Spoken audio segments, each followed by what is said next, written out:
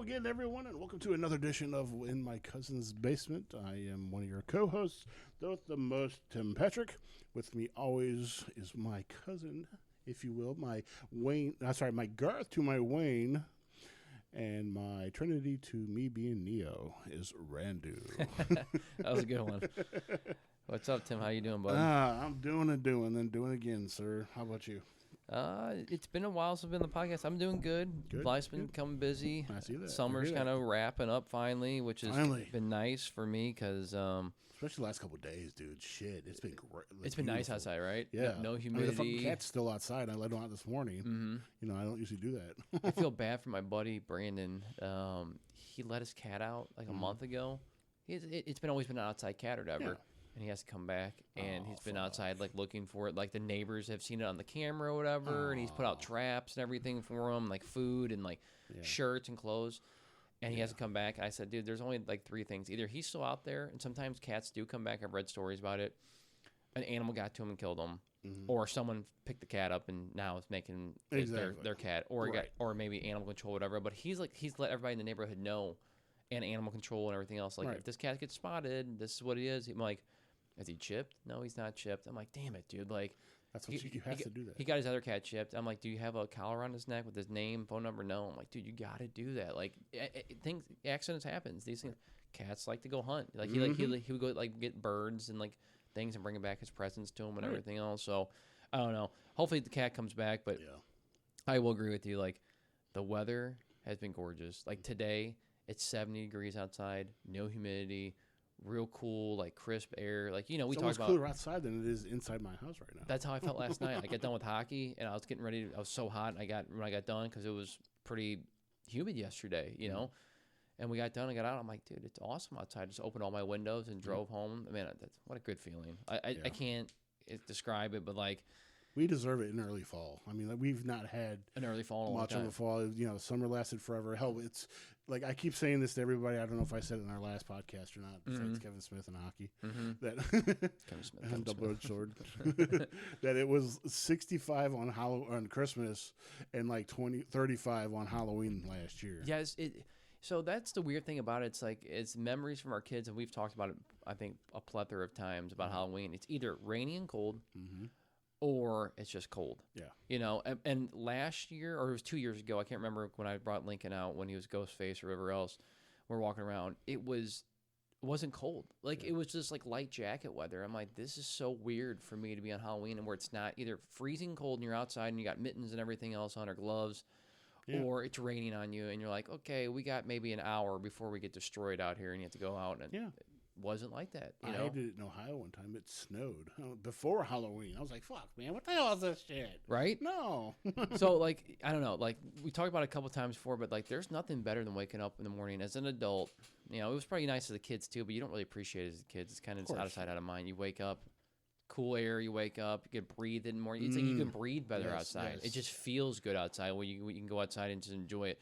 Right. And it's short-lived because Missouri doesn't get that kind of weather, you know. And if we do, it's maybe for sporadic. Sporadic for a couple of days or whatever. But yeah, I'm enjoying it right now. I mean, it says it's 68 outside on my laptop, so there you go. That's what the temperature here is now. So 68. Yeah. Keep it cold, dude. So yeah, dude, it's been a while since we had the podcast. Yep. I got some pretty good topics for us today. I hope people will enjoy it. If not, they can suck it. If not, we'll enjoy it at least. Yeah, we'll enjoy it. So the first topic I got in the old cast here today is what gets harder with age. Now, there's going to be a bunch of them on here, and we can kind of just go through the list or whatever. And not my dick. Huh? Not my dick. And not your dick, yeah. And I don't know if your dick gets kind of harder with age. I think it gets apparently more limp for men, but could be dependent on your wife, or could be dependent if you're taking drugs. I don't know. And what you're looking at. Yeah, what you're looking at, exactly. Think about baseball. My baseball. So what gets harder with age? Family, work, health, money, hobbies, or balance of work with family. I know there's a lot. I threw a lot on there. Actually, that last one should be balanced with any of those. Could be okay. We could balance. You could do whatever you want. Right. So, family does get very hard because as you know, I don't have either of my parents right now. They passed, and my brother's on pretty much getting there too. And I'm not, we're not even 50 years old yet, and I have no immediate family. Mm-hmm. I have no grandparents, and it's hard for me because I lose so many people so fast due to health reasons mostly, or there's not an old age or accidental kind of thing, or I'm thankful there's no mental health issues involved.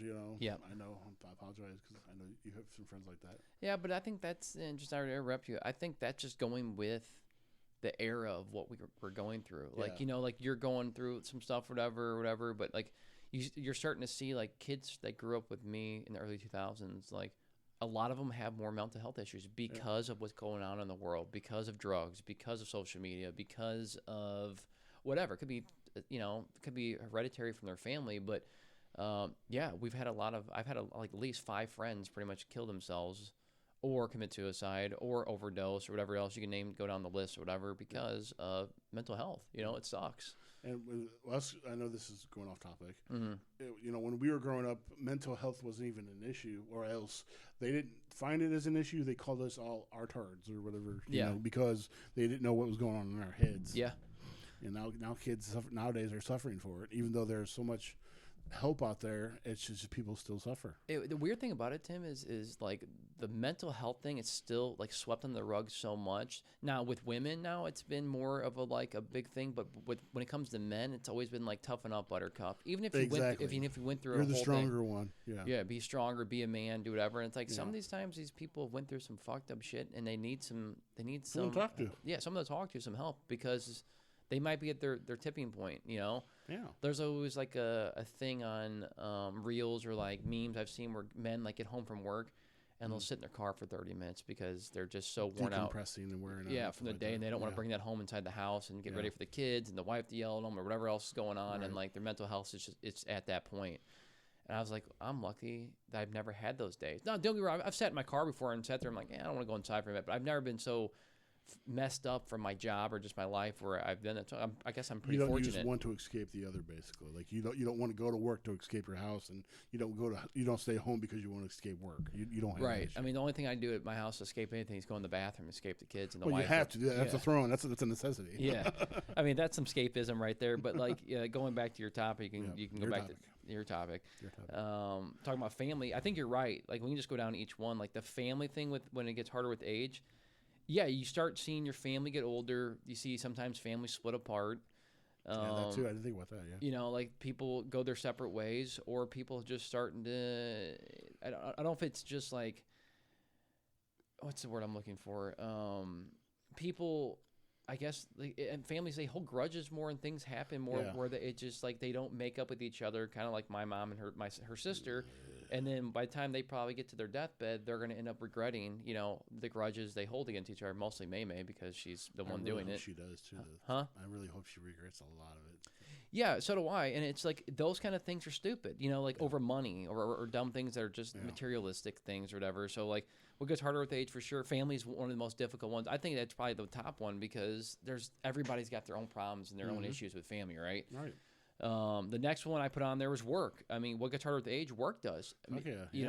Work gets hard, grinding and going to work every single day and being like putting your happy fake face on every single day. And even if you work with good people and you like your job, I mean, everybody gets sick of work, right? I mean, you only go to work to make money. Now, some people do make work their identity and their life and their hobby, which to me is whatever. If that's what you want to do and that's what you enjoy, fuck it. At the end of the day, there could be worse things you put time into. But to me, it's a means to an end. Like, I was talking about this the other day. Like, they talk about how you're supposed to be able to enjoy life and retire earlier.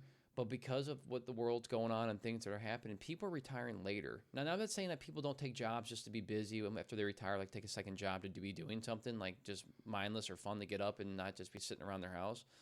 But a lot of people are stuck, in their jobs now where they have no choice. They have no health insurance. They have no other better option to do stuff. They might have a family. Like you're saying, their family might passed away. They have nobody to lean on for help or anything. So, like, going to work might be their only thing they look forward to in a day, or be able to do. But, to me, work is one of those things that's like you should get to a point where you could retire at a good age to enjoy the last 15, 20 years of your life. But now that doesn't happen now. Yeah. So, and right now in my life, I've only been working my career for 15 years. And I've had other jobs, obviously, but Cookie boy. yeah, there's days. Yeah, exactly, cookie boy. There's days, dude, Tim, that I want to just zone out and not pay attention to work. And I've been honestly this year, hopefully no one from my work ever listens to this, but this has been my biggest fuck off year I've done at work. Like, don't get me wrong, I'm still working and I'm getting my work done. Like, I'll get it done earlier in the week and then I'll just fuck off the rest of the week. Right. But my care factor for work is just, it's not there. I'm going on 15 years of work. I have other things I care about more than work. So I don't know. What do you think about that? I totally agree with it, and it's just I was just looking it up while you were babbling. Mm-hmm. That the definition of insanity, I steal it from the movie Con Air, is he says, what if I told you insane? What if I told you insane was working 50 hours a week in some office for 50 years? At the end of the day, they tell you to piss off, ending up in some retirement village, hoping to die before the suffering of the dignity of trying to make it to the toilet on time. Now, wouldn't you consider that to be insane? Yes, very much so. Yeah, and that guy, I think, who was it that played him? Steve Buscemi. Yeah, Steve Buscemi. I don't know if that guy was supposed to be really intelligent and just a serial killer, because how sometimes serial killers are just super intelligent or whatever. I think he had a good point for that. I like that quote because he's right. Like, going to work, I mean, obviously there's no better way of doing things. Like, if that's the way society works, that's just the way it goes, and like not everybody has money to fall back on or whatever. But he's right. Like, doing something where people don't really care about you. And over and over and over and over again. Where everybody's replaceable. Like, at the end of the day, like, if I left my job, somebody could come in and do my job. Will they do it as good? Probably not. Or maybe down the road they could figure it out. But at the same time, it's like you're just a number at the end of the day, You're not even that, because, robots are taking a lot of people's jobs and shit like that. Yeah, and, and someone made a great point. I think I might send this to you on a reel on Instagram, but the guy said, there's two types of people at work. The people who are really good at their job, but they don't get noticed and they get stuck in the same position they are or whatever, but they like their job and they just continue to do it. And there's people that know how to play the game and they get up the ladder and they make more money and do whatever like that. But he's like, and you just get unnoticed. He goes, the difference between the two of you is they know how to get recognized by leadership and get their kudos. You, on the other hand, don't, and you just don't care because you're there to work, and just do a job or whatever. Right. You don't. That's not part of your path. But that's why you get stuck in getting these positions where you're like, I'm never going up. I'm doing whatever. And he was right. Like, I don't play the game. My wife got promoted at work to a manager, and she told me now, like, she's like, do I have to start playing the game now because I'm a manager? Like, do I have to start getting really involved in diversity, equity, inclusion, and going to these meetings that I don't care about? Like, that doesn't really do anything for me. But at the end of the day, if it looks good, the manager that I went, so I can move up, they can make a little bit more money. And I said, is it really worth selling your soul or doing something you don't believe in to get more money? I said, I think you'll be miserable if you do it that way. If that's the way I believe, that's why I won't do it. Right. But some people look past that because they're doing it for their family or whatever else. But to me, that's what work sucks about, because at the end of the day, it's like, unless you do something you're really passionate and happy about, as you get older, you kind of just get to the point where like, bleh, like, I don't give a fuck anymore. You know what I'm saying? It's like going to school for 15 years. You know what I'm saying? Right. You get to a point at school, like, you kind of get burnt out too. Now, some people don't want to go to college. Right. Like, some people really enjoy it, and they're and that's fine. Like, I don't, there's nothing wrong with liking your job or liking work or school or whatever. But to me, it's like, it should get to a point where it should get easier, but it seems like it's getting harder with age, Yeah, it is, because especially with like technology, passing us all up and stuff like that, the work does get a lot harder, especially, and if, wear and tear on your own body, your health, you got to think about, a lot of people can't do things they used to do because they're overweight or they just don't have it anymore. Right. That's why they have so many safety features and stuff like that, like for UPS and what have you. You can't lift more than 50 pounds or some shit like that, whatever. They have all these things to help you do your job, but still in the long run, you're feeling it when you're getting home. It's like you want to jump into a jacuzzi full of Ben Gay or something like that when you get home, because you're so beat, you're so just tired of and exhausted, because things like that happen all the time. It's weird. Like, you get older and you think that like you'll be better about certain things. It's like you're mentally, like, my mental health, like, even to the day, like, you're just so burnt out talking to people and doing stuff. Like, when you get home, you just want to de-stress. You don't want to talk to anybody. Like, when I was a kid, it didn't bother me. As I've gotten older, obviously, because I got kids and everything else, it's like, by the time I'm done with work, I don't want to talk about any of that stuff. I used to be okay with I was talking already about there work. for 10 hours. You know, like you go to dinner and your family's like, "How was work today?" And it's like, I don't want to fucking talk about work because I don't care about work. You know, it's like as soon as when I leave work, I want to leave work at work. I'm gonna come home and actually talk about things that actually matter. There you go. You know, Right. That's how I think about it. So, Right. Like your son cussed you out. Huh? Like your son cussing you out. Yes, exactly. So, so does it work at harder with age? I would say, yeah, it definitely. does. Now, I think this is this is kind of a no-brainer. The next one, it's like what gets harder with age is health. You know, and obviously you can speak to it a lot, and I can speak to it a little bit, but maintaining your health is harder as you get older. It's just what it is. Your body breaks down. You have to take more vitamins. You have to eat better. You have to. It's kind of weird that you have to actually think about it so much, unless you're like in a routine so well that it's like it's like breathing air. Like you're just used to doing it. Yeah. But the way our food system is with all the preservatives and all the shit we do, it's really hard to navigate like what's really good for you and what's really not bad, because something tells you that's good and you can do all the research on it and you come to find out a year later like, oh, this is really bad for you, like all that for the homework they've done Or on it's it. just out of nowhere, just gluten's bad for you. I'm like, where the fuck was that 30, 40, 50 years ago or a couple hundred years ago when bread was invented, you know? It's like, what the fuck? Yeah, it's one of those things where I just think that obviously we've become more health conscious because we've had to, because of social media and things going on, whatever, like to help like people maintain it. But also in America, I've noticed too, and they said this, that every other country, like if they can't put those preservatives, they can't put red dye 40 and a bunch of shit in our food or whatever, in our stuff. It's all been banned. But in America, people don't care. For some reason, they can get around it all. The FDA allows it, or people just are stupid enough to allow this stuff. And it's like, that's why people are having more health issues. That's why people are dying at younger ages. That's why people are having cancer and weirder diseases and whatever stuff. It's our food, you know? And I'm not perfect by eating any good food. I try to eat as much as I can, but at the same time, it's like I enjoy crappy food in moderation just like everybody else. But it sucks because now it's in everything. Like everything we love. I don't remember Doritos being that bad when I was a kid. But now they say Doritos is like the leading thing for cancer for kids with red dye 40 and a bunch of shit in them, you know? And Doritos are awesome. Yeah. And so are cheese puffs. Like another one that they do for cheese puffs or whatever. So I don't know. And I've noticed too, as you get older too, like you see all the health issues like with your family, you know, and you're more health conscious about like, oh, my dad's more, you know, prone to heart disease or colon cancer or, you know, whatever. It could be anything, right? Right. It kind of gets surreal as you get older. You start realizing like, oh, fuck, I have to do this because that could be me, you know, down the road or whatever. I wonder if it's genetic or not. You wonder if it's genetic or not. Like, right now, my dad has been pretty good, but he's got a plethora of health issues too, like anxiety and stuff going on. And my mom, I don't know if I told you this, like she hurt her knee at work. She tore something in her knee, either her meniscus or she pulled something or she got water in her knee. And just like watching her, like, you know, I don't look at my mom and look at her as an old lady. But my mom's like 62. Yeah.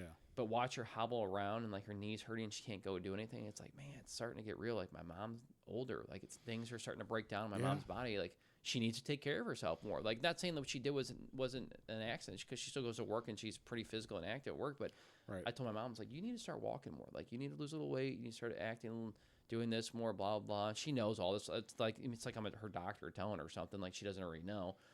It just gets surreal, like watching your family or just watching people you know, like, fuck, dude, you're hurt all the time. Like, what's going on? It's like, it's health, you know? Yeah. It sucks. I mean, like I said, all the genetic shit that I inherited from my father, thanks for all the bad shit. Yeah. You know, and stuff like that. And it's like you said, once people start getting older, you see them and you're just like, oh, that might be me. I better start, you know, doing this or that because I don't want to be that. And, you know, it's harder when you're older because it's like damned if you do, damned if you don't. There's always an excuse. People don't just, like young people are like, I'm going to go for a 5-mile run today. Yeah. And then they go for it. You know, with me, if I said I'm going to go out for a 5-mile run, I'm like, fuck you. I may walk 5 miles in a year or, you know, some weird shit like that.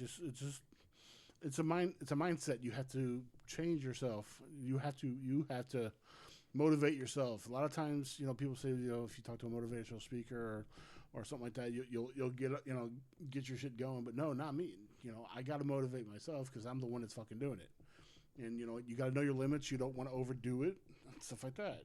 And like even getting older, that hurts even that, because it's just one of those things that it sucks. It sucks getting older.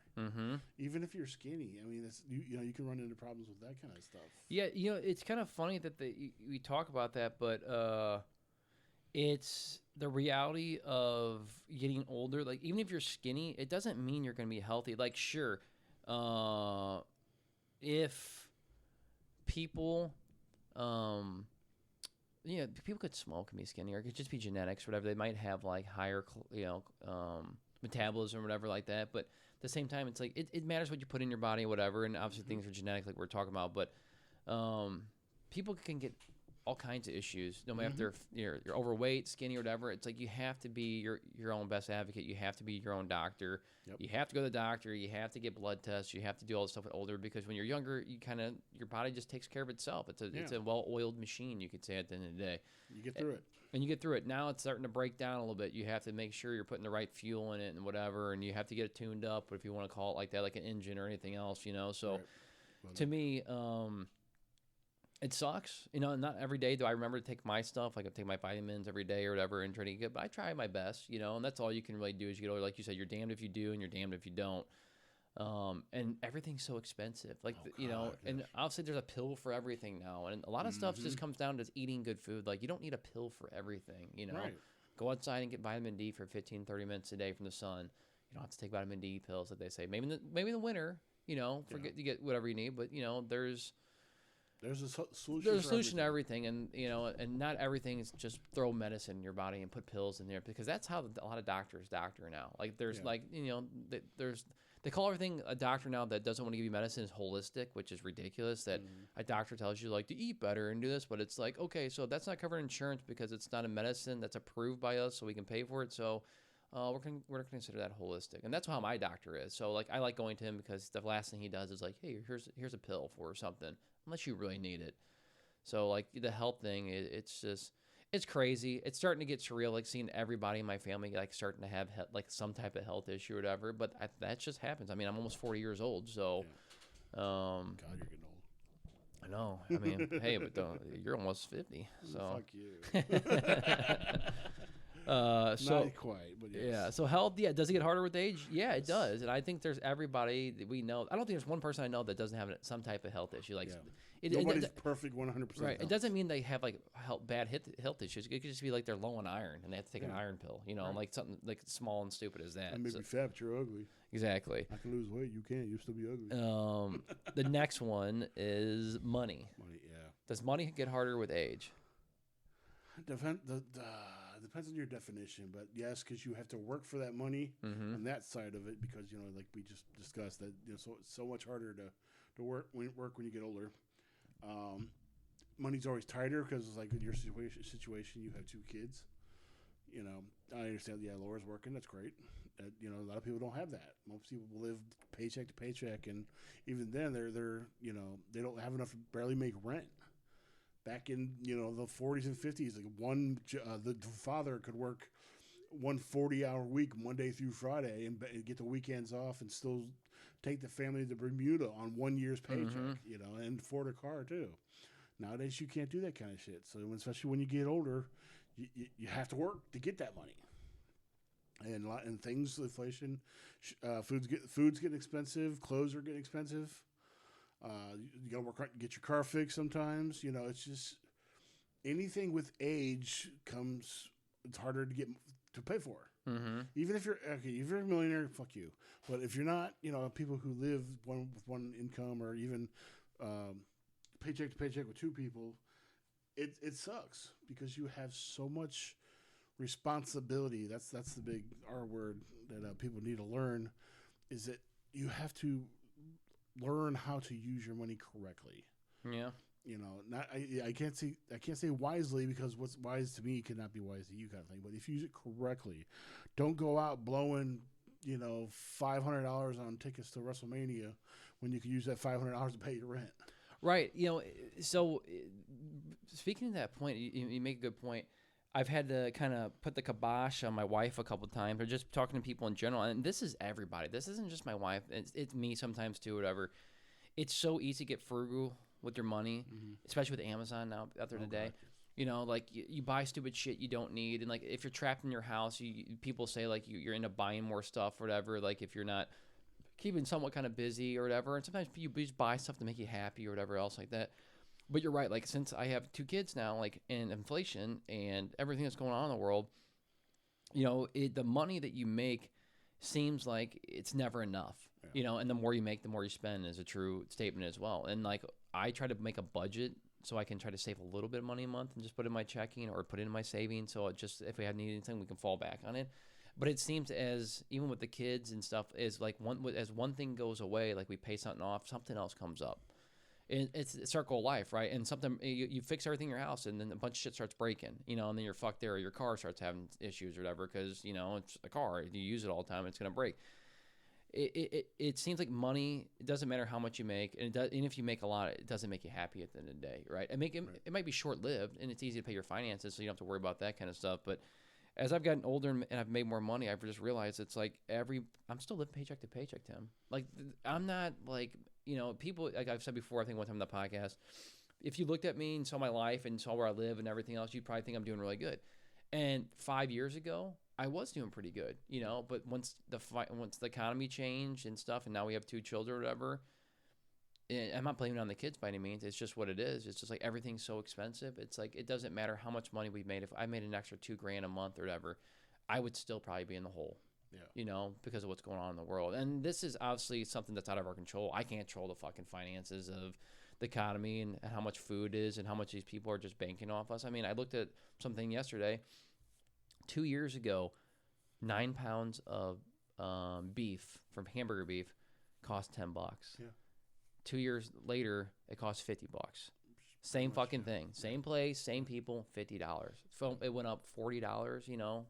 I don't know how much of an increase that is, but that's ridiculous. Like, that's why people are fucked right now, you know, trying to do stuff. So, but you also, like you're saying, like, the money thing, too. It's like, as you get older, like, most people start getting a little bit more cushion and, like, comfy with their money. Like, you start making a little bit more. The kids get older. They get self-sufficient. They make their own money. You're not paying for as much stuff or whatever goes on. But that's not true with everybody. Like, you know, some people just, they get stuck living paycheck to paycheck the rest of their life. Like I was saying, you know, and that's what I was saying earlier, like, it gets what harder with, you know, with it works one of those things. Like, you don't really get to retire at a younger age. Like, wasn't the thing like in the 80s or like, you know, or even the early 70s, like people were retiring at like 50, 55, whatever. 60s, yeah. Or in 60s because they had that pension, everything else. It's like all that goes, that's all going away. Social Security, all that shit. Social Security is supposed to be going away. Like 401k and like a Roth is like the only thing you can do nowadays. Yeah.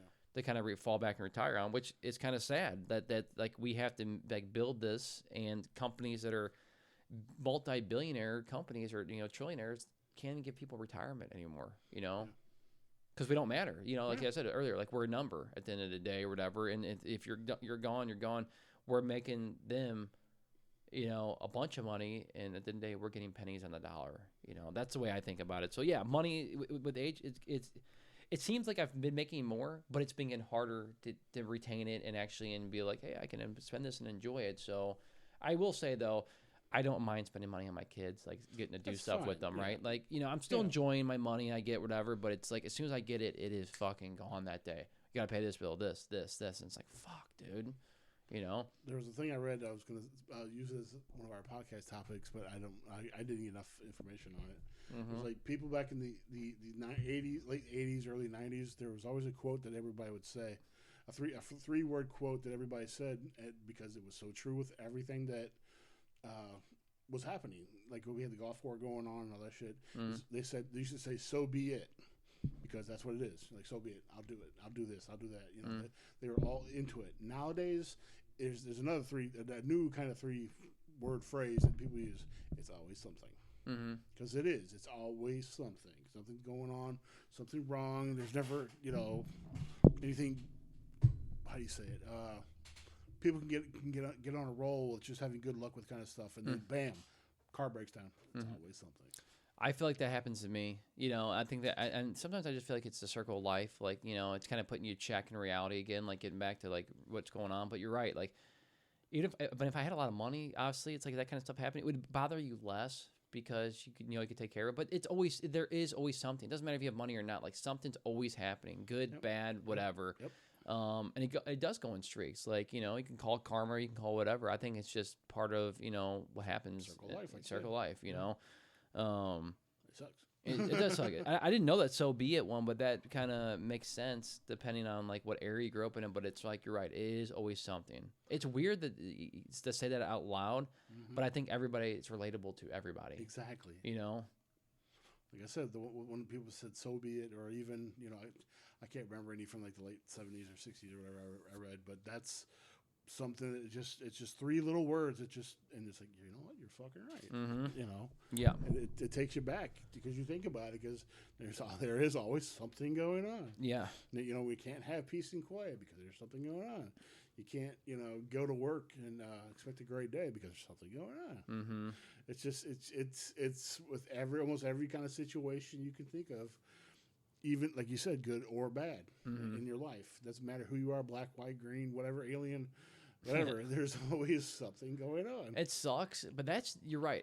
That's just the reality of what we live in now. And there's so much going on. And even back in the 70s and 80s, I mean, I'm sure there was always something that happened or whatever.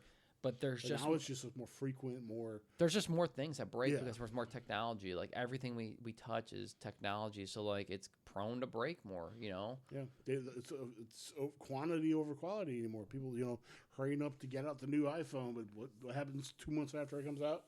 Fucker blows up in your ear or some shit or whatever. Yeah, they're melting and the battery doesn't last or something like that. Yeah, because there's no quality control over it. It's just pump it out as fast. Now, don't get me wrong. There's still good quality and stuff that come out, but it's very slim. There's still the overall. That's how there's a reason why fridges from 1970 and 1980 they were made are still fucking running today. Oh, yeah. And then the ones that you bought in 2010, they die after 2 years or whatever. Like my sister-in-law got a new fridge. She told me. And they've already had to get serviced 3 times, and they spent like $4 or $5 grand on this thing. But the ice makers went out a bunch. They've had a bunch of issues. Obviously, you can get a lemon with any type of thing going on. But it's the stories I hear from people. It seems like it happens all the time with new stuff. But like because you said, because no one puts the effort into making good quality stuff anymore. Yep. Like cars. The older cars can last forever. Newer cars. I will say the cars things are pretty better, like all the technology. The problem is there's just so much tech in a car now that if something goes wrong, it's like, okay, this is going to cost you $1,000 to get this little thing fixed in your car. And it's like, who has $1,000 to get this thing fixed? Most people are just going to leave it broken. Right. Does a car drive and work? Yes. Okay. Right. Older cars, you don't have to worry about that. Charge battery. You got to charge my battery. I'm not, as much as I like Elon Musk, and I like the idea of electric cars, it's just not there yet. Like we're just so early into it. I just can't get behind it. Like I love because of the look of it. It looks like a fucking 5-year-old drew it. There's a couple. Yeah, that is true. There's a couple cool ones I've seen out there that people have made. Like skins on them and shit like that. The skins, or I just meant like in general, like other people making electric cars have come out that look really nice. Like it looks like a regular car or whatever, or they're hybrid gas and electric, which is cool. But at the end of the day, going to fill up a car with gas that takes 5 minutes at the most. I'm sorry, it's very hard to beat that, and then be like the person that's like, I'm going to be on this road trip. I got to go charge my car for an hour, and it might take me an extra 3 hours to get there than it would take me if I could just fill up with gas. Like that sucks. I'm not there with electric car stuff. Yeah. So I don't want to go on my rant, so it's all good. Mm-hmm. So next, what gets harder to age? So I think money. It depends. To me, I think that is something it either gets easier with people and they make more, or it gets harder because they just, like most people, everybody has money struggles because of the way the world is right now with inflation. Everything. Yeah. The next one I had was hobbies. Hobbies. Yeah. Hobbies do get harder because as you get older, your hands don't want to work. Yeah. I can attest to that. There's a lot of things that I used to love fucking doing. When I was little, I used to make model planes and shit like that, or play with my wrestling guys and stuff. Now it's harder just to even type something or get, use the mouse for my doing my show. I got to get one of those trackball ones because I can't move my hand around so much because it hurts. And it sucks. That goes back to the health thing. And even some things now are even expensive. Like you see all the Funkos I got. Imagine how much money we spent on all those Funkos that we got. Shit, I couldn't even tell you. If it's just if I charge you $1 per one, it would be still over $300 for just one. For that.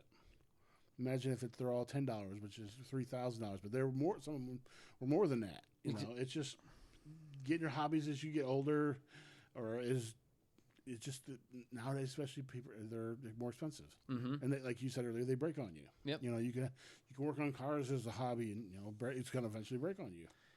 I think the thing with the hobby thing, I'm gonna use my word, it's double-edged sword. All right, Kevin Smith. I think it just happens because there's two ways to look at it. The hobbies that you really like, either you make time for it and you can put the effort and you allocate money and time, whatever, to do it, or you don't. Or it becomes a time suck where you don't have the time for it because you might have other obligations, other things going like priorities. But it's like anything. If you make a hobby a priority, you're going to end up doing it. Like obviously my biggest hobby is hockey, and I make time for it, but also because now my son's into it, so I make time for him, and it's more important for me to see him in it than it is me. And I'm starting to realize, like, I'm starting to transition more. Like, I play 2 days a week. I'm going to play 1 day a week now because his ice hockey is starting up, and it's like I want to see him excel. It's still a great hobby for me, and I enjoy it, looking forward to it. But like, I'm also getting burnt out of doing it as much as I've been doing it. I kind of want to like miss it for a while so I can get more into it because it's like it's like listening to music every day. If you don't give time to miss it and you can hear it a while, it becomes old and stale. Right. Or like watching a movie you haven't watched in a while. It feels fresh. Mm-hmm. It's the same thing with like doing a hobby. Right. But I've noticed as I've gotten older, your hobbies become more of a staple of like who you are and like what you like. It might be like you identify as like, oh, everybody only knows Randy because I'm hockey, or everybody knows Tim because he likes Metallica. It's not. It's not that. It's more that that's what you want to put time into because it makes you happy and you enjoy doing it. Right. But also at the same time, you might find new hobbies because like you might be looking to make new friends, or you might find something you're interested in that you couldn't make time when you were a kid because you didn't have the money, which is a big thing too with a lot, like you're saying, hobbies are fucking expensive, especially cars, or, it could be technology. It could be anything. I mean, you could make anything a fucking hobby that you're really into at the end of the day.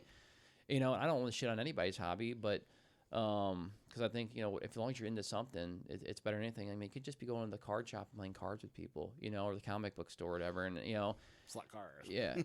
and I want to tell this. I just told my buddy Brand this because he was just like, I don't have much going on. It's like, dude, you just told me one of your hobbies is you still play games, you still play guitar, which are hobbies or whatever. He plays it like a couple times a week or whatever for a couple hours. I'm like, that's a good hobby still to have. Like, don't give that up. But also he's like, yeah, I haven't met like any new people and done anything. It's like, one, you have to get out of your cocoon in your house and you have to get out of your extra, be less introverted. But also it's like, it can just be more organic. Like, you're into hobbies, go to the comic shop, like talk some people up there, maybe play a card game, maybe go to the comic book nights, or they have like some release thing where you might meet other people that are like-minded like you. Like, I've noticed just because I'm in the hockey, it's like, obviously there's people I'm going to meet organically through hockey that I'm going to become friends with, like that might be playing with Lincoln or whoever else. But at the same time, there might be people I just meet up there I'm just cordial with. I don't have to be fucking friends with everybody I meet up there. Right. But it's easier to talk to people. But like, the hobbies you do, I think are important because I think a lot of people don't understand like how much it makes your life more enjoyable having something to call yourself and your own, whatever. And that was kind of my point. Like, does it get harder with age? Sure, it's a take and give. When you're younger, you don't have as much time to worry about other shit, so hobbies become easy, and you're like, you kind of just let them go. Like, yeah, fuck this. Like, I don't want to do this anymore, right? And then you realize, like, man, I miss doing that. Yeah. I could just be playing games for all day. It's your escape. A lot of people use it for an escape kind of thing. Escapism. Like, because like going like a hobby of mine used to be going to the movies.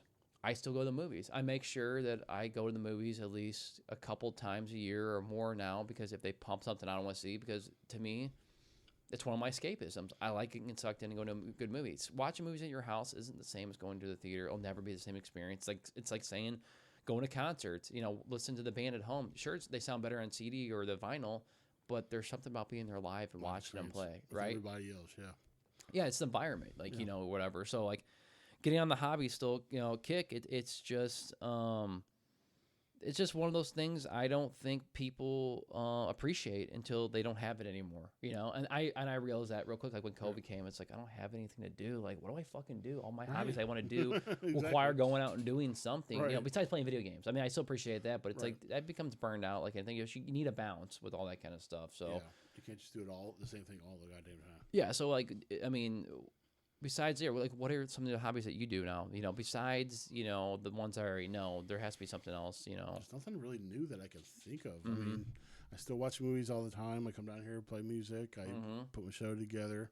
We do our podcast. Do our podcast. It's a hobby. That kind of stuff. I don't got that much. That's just about it. Collecting stuff is still a big thing. That's me too. Collecting stuff's a hobby. Posters. I mean, it could be anything. It could be big or small. Like collecting stuff's been a big thing for me. I've hit the Funkos. I really enjoy whatever. I but hate them. I know you do. You're 500 of them. 300 and something. It could just be as much as getting on social media and making fun of people and posting memes could be a hobby too, or whatever. Yeah. But yeah, it's one of those things. It's like you try to make time for it, but then you get distracted with life and stuff happens. That was me or you? I don't know who that was. Okay, probably me. Probably you. Was that like organ keys or something? What was it? That was a text. Sounded like a train going off. Yeah, it's called suspense. Suspense? Yeah, suspense. That definitely didn't suspend me. It was definitely just more like, did I just hear a fucking train inside your house? That was me. But yeah, going back on topic after Tim's phone derailed us on his train. No pun intended. Yeah, the hobbies thing is important. Does it get harder with age? I think so. I think it gets harder, and sometimes it gets easier because people that don't have hobbies start finding hobbies they never had time to find when they were kids because they're so wrapped up in whatever mess they wanted when they do. Like, I'll be honest, like a hobby I want to take up, Tim, and people could say this is gay or not. I don't care, as a guy or whatever. Like, I've always wanted to learn piano. Like, I tried guitar, I tried a bunch of things, but I think I'm good enough with my hands and I like to enjoy it. I think once my kids get a little older and I get more free time, I'm going to try to play piano. I have a piano. I've tried it a bunch of times, but as you know, as a musician, you can't just pick it up and say, I'm going to play it one day and not play it. You have to practice it all the time. Practice. And I don't have time to do that right now. Right. I don't have time in my busy schedule, so it's just one thing I'm not going to get to. But I'd like to do as a hobby one day. I'd like to try it. So I don't think I'm very musically inclined, but I think it's something I can learn. I don't think with you, it's this is just coming from my musician-ish perspective. You listen to a lot of music. You used to listen to rap a lot. You listen to Metallica, that kind of stuff. You have a very wide variety of stuff. Picking up an instrument would be, and I wouldn't say easy for you, but it'd be easier for you than some other people. Because like with me, I'm very closed-minded. My blinders are on. I'm just strictly metal. Fuck you. I don't like anything else. Yep. That was my problem when I play guitar, because whenever I picked up my guitar, that's exactly what I would play. I would just sit there and play metal. It's like, dude, there's other things that are out there in the world. That's right. There's other, but it's just me. I'm just very stubborn. I don't want to listen to Justin Bieber. I don't want to listen to Usher. I don't want to hear Dolly Parton and that kind of shit. Now, if you play a song and ask me who this is or what it is, I'll maybe 7 out of 10 songs I'll get it right, just because I grew up with so many different people who would not listen to my music. I had to listen to theirs, right? Especially my parents. They started listening. My dad started listening to like Chuck Berry and that kind of shit, and then I picked up on it. And then one day I was watching wrestling, and one of the tag teams I liked, the Road Warriors, their theme song was Iron Man, and that's how I got hooked on metal. From AC/DC? No, Black Sabbath. Oh, Black Sabbath, okay. And then that's how I got hooked. From Black Sabbath, I went straight to like Metallica. The one that says, I am Iron Man. At the very beginning, yeah. Okay, yeah. Yeah, okay. I don't know why I said AC/DC. It's because they mixed it in on the Iron Man movie. Yeah. I just thought about that in my head. It popped in real quick. That makes sense. Yeah. So, but stuff like that, I'm very closed-minded and shit, that it was harder for me to learn or teach myself because of that. Like I said, with you, it can be different. Plus, I can grab my cord. I can grab. I can show you a few things. I got a couple training books and stuff like that. And I've noticed too, like as age gone on, like they make like this company called Lumi, where you get the keyboard and it lights up the keys and it teaches you the keys, whatever. If you don't, they have guitars like that too now, right? Which is cool. It's cool to see they progress music where people can pick up and like learn songs at an easy thing. Like it'd be cool to read music, but you'd have to go find someone that teach you to read music, or you can watch videos to read music, and you have to really put time and effort into like anything. So that's why I like the hobby thing, because it's like you get ingrained in something, you put time and effort into it. Commitment. Yeah, commitment, exactly. And I like being committed to something and like putting effort into it. It's like I don't like just sitting there and doing nothing all day long. Like we weren't meant to do that. And it's like I don't like it how people can just sit around and like not be like enjoyed with something. Like, you know what I'm saying? Like you have your hobby. Like you like doing podcasts, or you like, jerking it, or like doing your music or your radio station or whatever. It's like you didn't do that 15 years ago, but now that's a new hobby that you do, and like you're invested into it. It's like it's cool. Movies are still going to be there. Collecting stuff's always going to be there. Jen's always going to be there, mostly. Or Lemmy. So, it's just one of those things. I think it's cool that people, they kind of like overlook it. And that's what I was trying to say like earlier. It's like, when I've lost a bunch of friends or anything, it's like I've made some new friends, but organically just because of the hobby. It wasn't because I was looking for it. It just happened because we're interested in the same thing. Right. When you're kids, like you remember like you're a friend, like, oh, you like South Park? You like South Park? We're friends now because we have something similar. Yeah, I like your shirt. Yeah, we're best friends now. Yeah, and it's like that's like people are like, well, I don't want to be like that with people. And it's like that's not what I'm saying. It's saying like, hey, we're both coming and doing this thing weekly or monthly or whatever it is. Before you know it, you might just hit it off because you guys are doing the same thing, right? And or you're just cordial with people, or whatever. Like but it's cool to be surrounded around other people that all like the same shit you do, right? Right. I think it's weird, like like especially our age, and I'll shut up after this. There's like this guy who doesn't like me at the hockey rink. And I've been up there for 20 years, whatever. I've known him, played him forever. I played with him on teams. But apparently he just doesn't like me because I play hard or play good. I don't know what it is. You play. But nobody, no, it's because I play. He doesn't like, I guess I robbed him the wrong way, or maybe I've kicked his ass too much in the league or something like that. But like he tried to fight me like a couple months ago or whatever, and like pulled off my helmet and tried to punch me in the face or whatever. And he was just pissed off because, well, I lift his stick and his stick popped him in his head and he started bleeding. But I came over, I'm like, hey man, you all right? And like he just went psychopath on me or whatever. But he does this to everybody. And like I used to play on one of his teams, and like people were asking me to play on the team. He's like, yeah, I don't like playing with him. Blah blah blah. And like he just, it's like there's not everybody's always gonna like you. And I've realized who gives a fuck. Like I was one of those people that are always like, I want everybody to like me or whatever, and like I can do my best. You're going to go through life and realize you're going to have haters and people that just don't like you. And here's the thing. I gave them the middle finger the other day and let them fuck off. Like, I'm not going to give them my time of the day. I'm not going to give them my energy if I see them. I'm not going to go my way to go talk to them or whatever. Right. Just, I have better things to do in my life. I'm an adult. Like, obviously, you're an adult man-child. Huh? I got other friends. Yeah, and you know what? It's okay not to like everybody at the end of the day. But at the same time, I don't need that kind of toxic person in my life. And I realized, like, for like a month or two, dude, it bothered me. This guy didn't like me. Like I was like, why doesn't this guy like me, dude? Like we played hockey for so long. It's so stupid. Like we have similar interests from hobbies. We're all adults. We have kids. Whatever's going on. I've never done anything to make you not like me.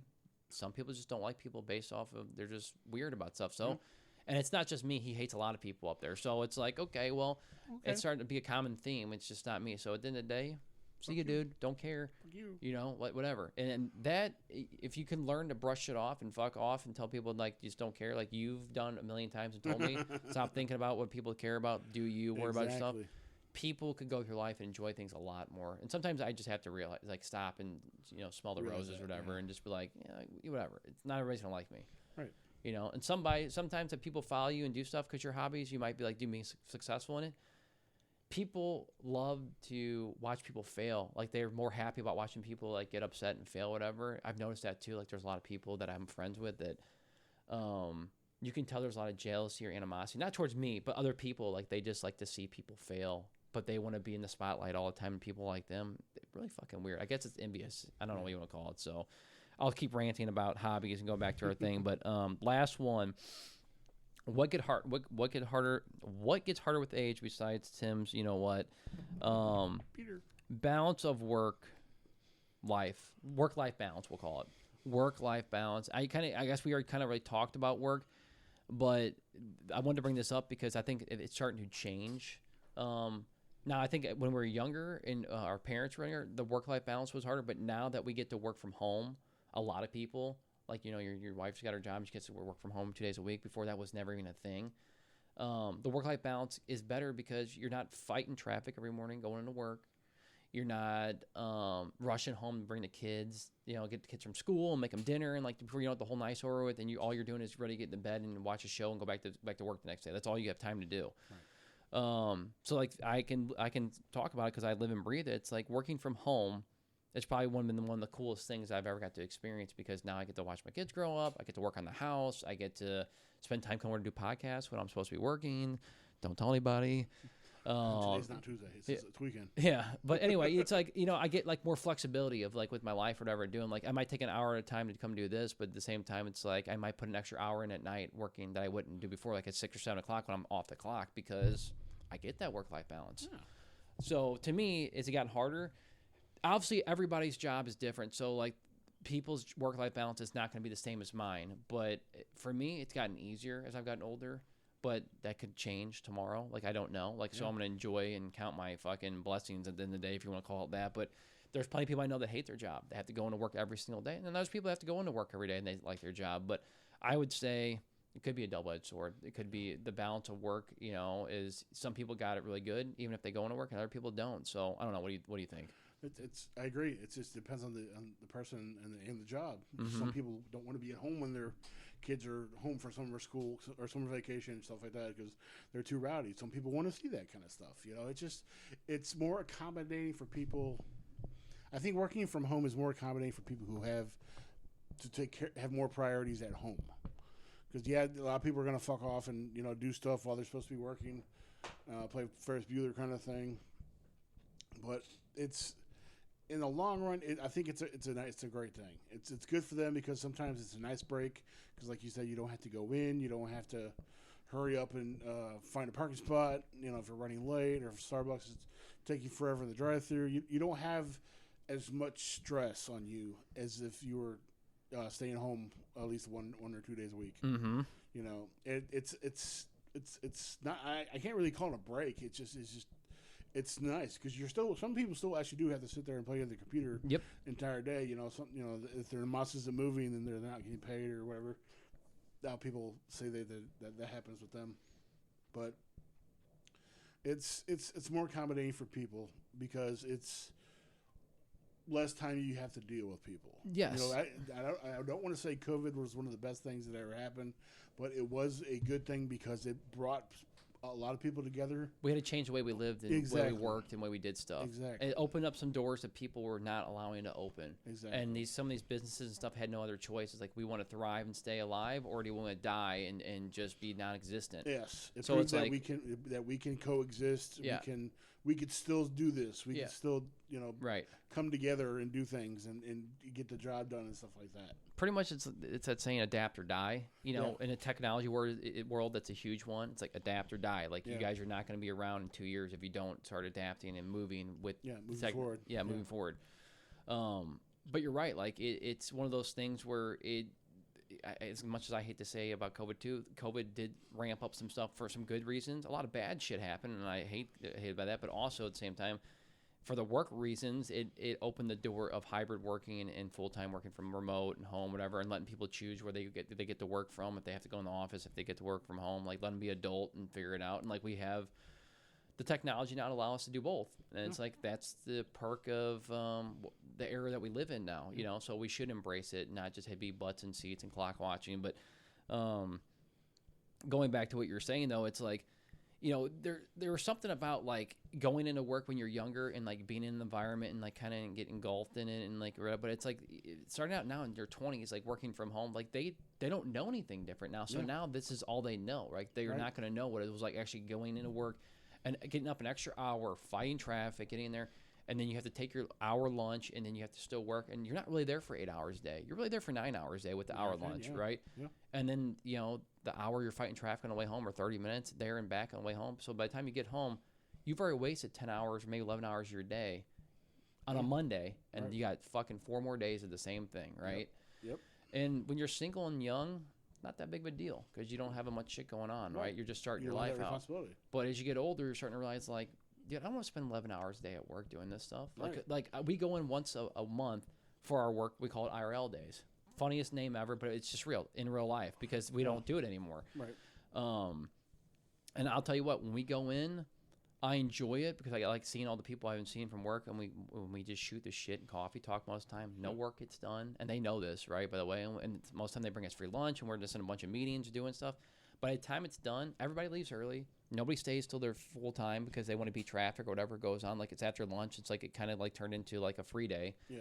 But at the same time, I had my fill, and by the time I get home, I'm like, I don't want to do that again for another month, like, because it doesn't excite me or doesn't get me it doesn't move the needle. And I've noticed too, like you're saying, like you get stuck talking to people all day long and you don't get really anything accomplished. I'm more productive at home, but I like my routine. Like I got a new routine now. And that's the other thing. It's like my routine is waking up, getting the kids up, eating breakfast, shitting, coffee, like whatever, start my day for work, whatever. It's like, I don't want to get up and an extra hour early to get in the fucking shower and put on clothes and like make myself look presentable and go sit in a chair and stare at a fucking monitors. I can do the same thing at home.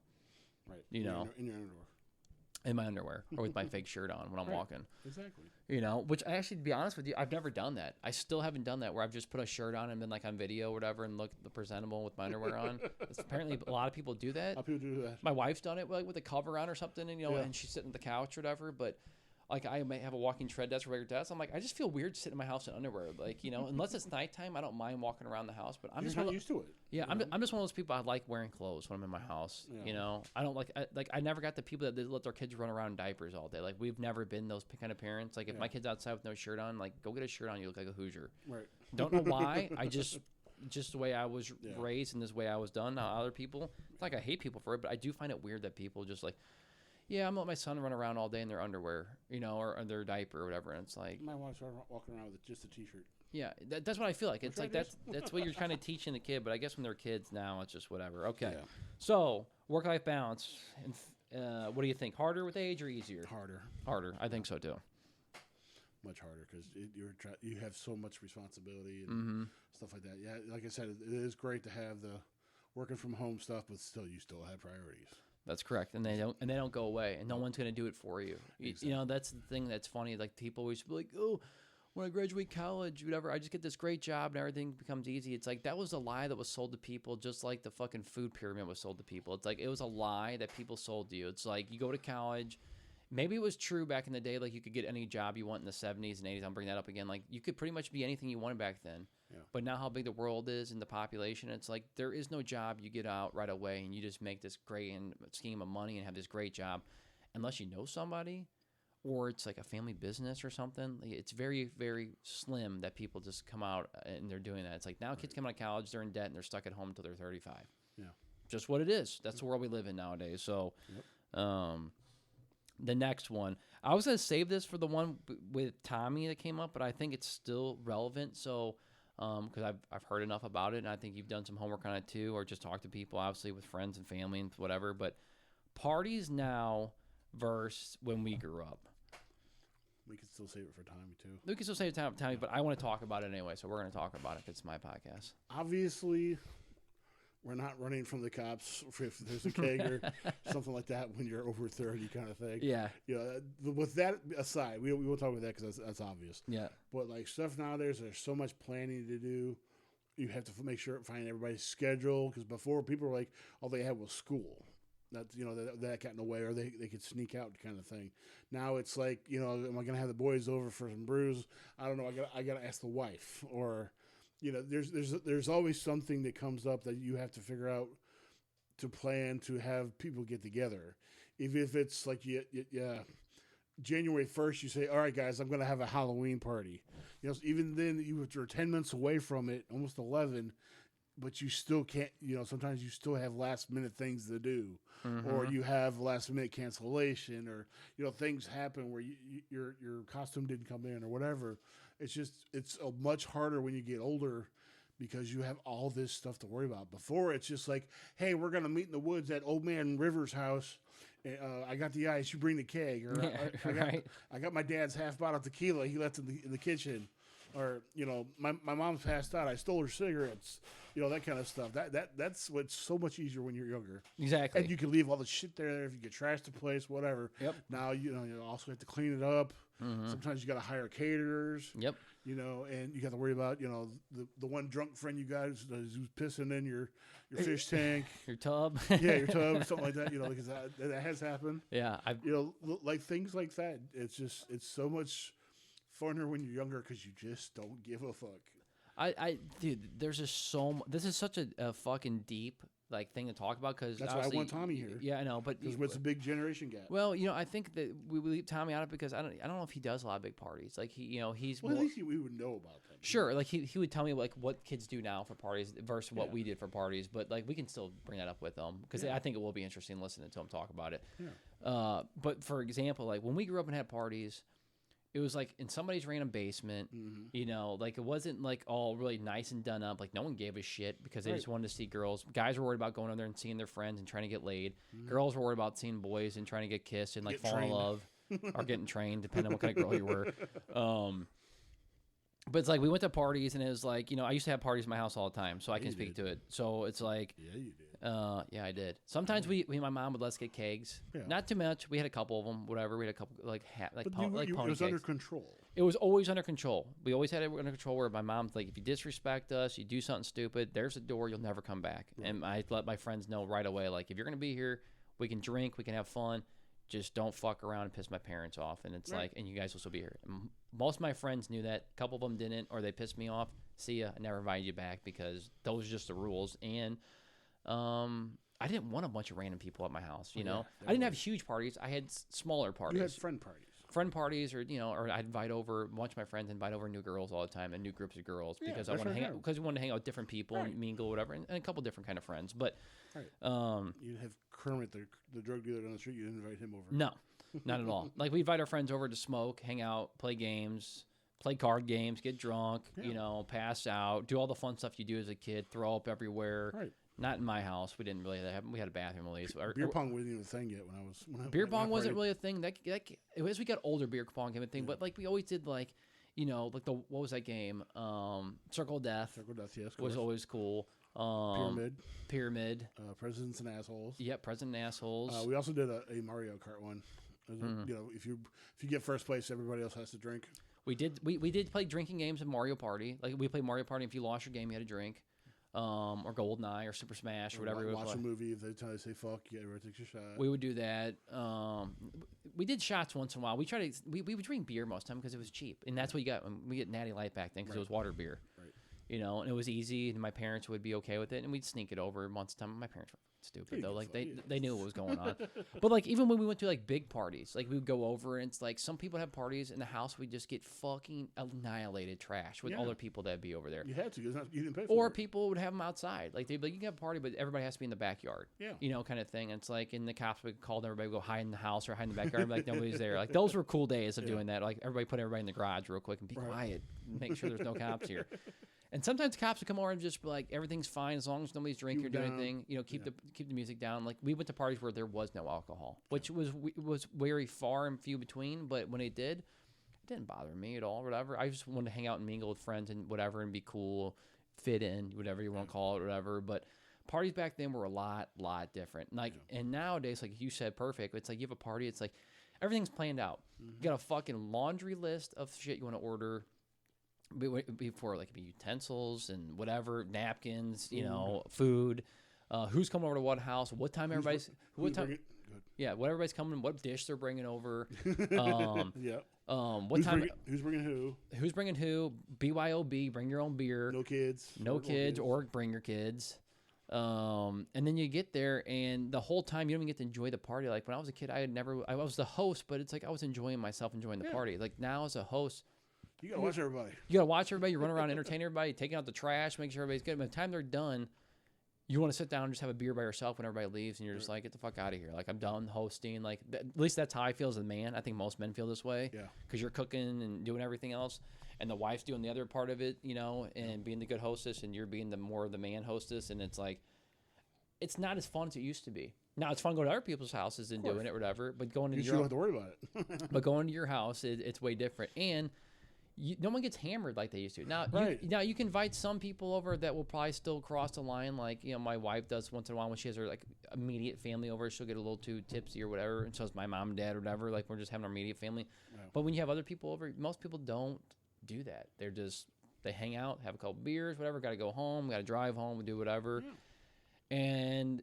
honestly, there's two sides to it. Like I miss the days of just fucking around and like meeting random girls and hooking up and doing stuff. But also at this age, I don't mind going to a party and just chilling. Like it's nice, just relaxing and just having a relaxing party instead of having a frantic like what the fuck's gonna happen? Are people gonna fight? Right. Is shit gonna get stolen from my house or whatever? Is somebody gonna have an overdose and die from taking drugs? I don't have to worry about that at my house. Right. Now, I'm sure people still do drugs and undercover or whatever, come over to people's parties, but it's not like adult party. Adult parties are a lot different. And then you have the adult with the kids parties that are just like everybody's gonna watch the kids, so you're just sitting there. So different from it's the other two kind. Yeah. Yeah. It's funny because, like you said, the different kinds of parties. That one time I was actually at a party and everybody was fucked up. I thought people were drinking. I'm looking around the house. I can't find any beer. I can't find any fucking kind of like liquor, anything. I'm like, what the fuck are these people on? Or did they just show up drunk or what? And then I see people doing coke and LSD and ecstasy in another room. I'm like, oh, it's that kind of party. Yeah. The kind of party that you didn't want to be part of. I wouldn't mind the acid part of it, but the rest of it's just like, wow, if this gets cops called and raided, the people are fucked. I mean, everybody was gone. Everybody had something on them, and they're all just gone. I've been to a couple parties like that too, and it usually happens with older people because you have to have money for coke and all that stuff. But I've just never been into those kind of parties. It was fun going in sober because you can watch the dumbasses do shit. But at the same time, you're just like. I will say, being on the other end of the spectrum now, that I've kind of just been the guy who doesn't drink anymore, and like people just know that about me. Like I just don't drink anymore. I'm kind of a pussy when it comes to it, but I don't care if I'm a pussy because, I just always get sick. I always don't feel like shit. I always get hungover. I'm more health conscious with who I am, and like watching some of my family go through the heartaches and shit they've went through because of drinking and the problems they've had. I just don't want to endure that stuff. Now having kids, it's like. I want to wake up every day and feel healthy and feel good and just wake up and feel normal. Like it's something you take for granted if you can't wake up and feel normal. And, and everybody can speak to it when they've went and stuff. There's nothing wrong with having a beer or two. I still have a beer or two, but it's very slim. Yeah. And, speaking of what you're saying, like going to a party and watching everybody else get hammered and I'm just still mingling and talking and enjoying myself. It's kind of funny, but it's kind of sad at the same time watching everybody. Like I went to Lincoln's, he had a fundraiser for his hockey that he made for his hockey club team. I'm not going to talk bad about it on here because like I like the hockey club and everything else, but it was funny watching from all the parents when they first got there to the end of the night, like how some parents are just fucking tanked and they still have to take their kids home and do whatever. And it's like, I'm not going to judge them at the same time. It's like, I just couldn't do that, and I don't want other people seeing me like that and like judging me off that. I'm sure people do. Yeah. Some people probably do. They probably judge me like that guy's not drinking over there. Do people really care? I don't think people really care anymore. It's like going to the gym. Like people think people are watching them work out. It's like, I don't think people are watching you if you're drinking or not. Like people are so wrapped up in their own world. Yeah. Some guy said it good. He's like, when you go to the mall and people used to be observant and watch everybody go out there, everybody's not watching, like, or if you're at the airport, everybody's got they got their blinders on. They got their own shit they're worried about. They might observe you and see it, but at the end of the day, they don't give a fuck unless you're trying to get noticed and stand out and want attention. Yeah. People don't care, Yeah. And when you're younger, you think that you have to fit in, you drink, and everybody's wondering or whatever. And I've met a lot of people that are they're still like that to this day. Like, wherever they go, they want to fit in and do whatever everybody else is doing. Yeah. I'm not like that anymore, Definitely. I mean, that's changed with the party scene too. It's like, I want to feel like I'm cool when I fit in. The peer pressure. I want to get likes.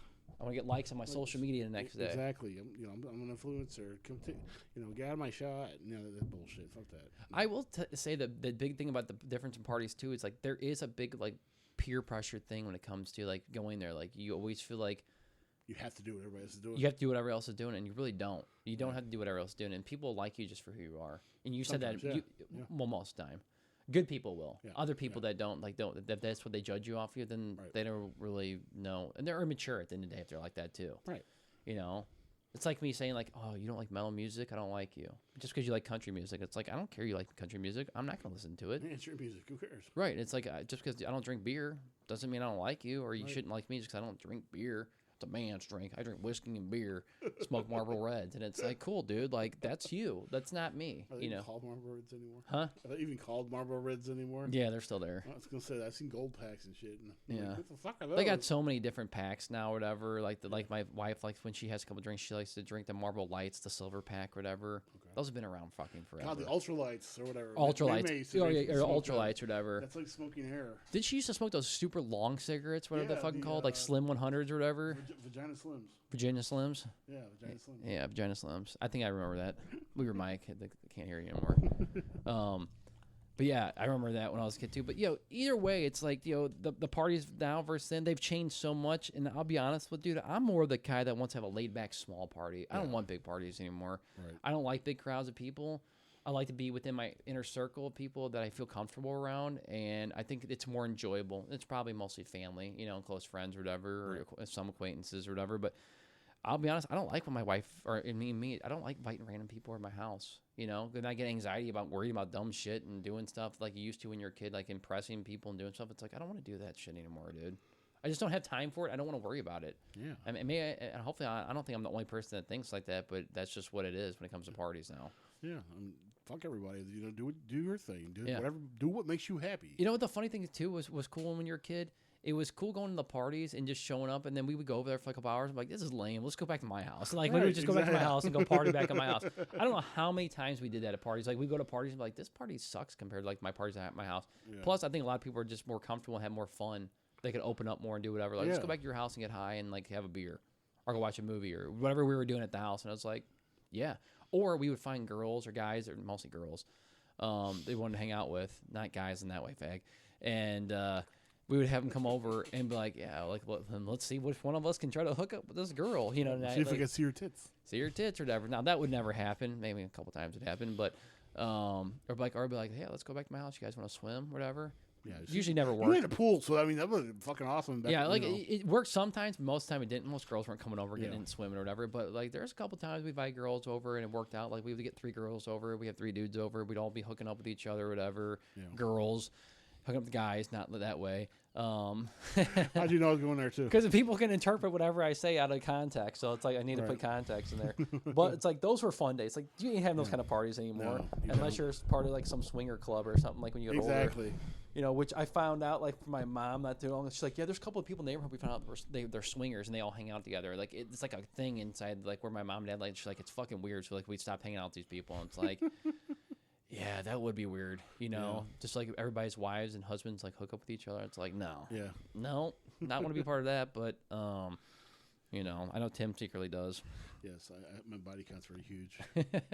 Thanks to my pineapple people. And it's funny, like when we were kids too, and then we'll go to the next one. It's like no one talked about body count. Like body count wasn't even a word or thing. Exactly. It's body count means you killed somebody. Yeah, it's like nowadays it was like we would ask like how many people have you slept with, or how many people have you hooked up with?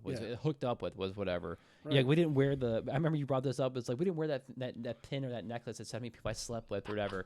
Remember that fucking thing? Yeah. You brought it up, and then I looked it up, and I was like, holy fuck, I forgot about that thing. The soda tabs. Yeah. The fuck me tabs. Yeah, the fuck me tabs. And you're like, yeah, this one girl had them all around her neck, and nobody believed her. That was just, that girl was buried with Wide Canyon. Yeah, and if it was true that she did it, was like okay, well, like now you're letting everybody know that you're a slut. Yeah, right. At the end of the day. I think she tried. My brother tried to hook up with her. I think. Scary thought. So I mean, go ahead. No, you go ahead. What's the next one you got? Next one I got. My secret question? No, sorry.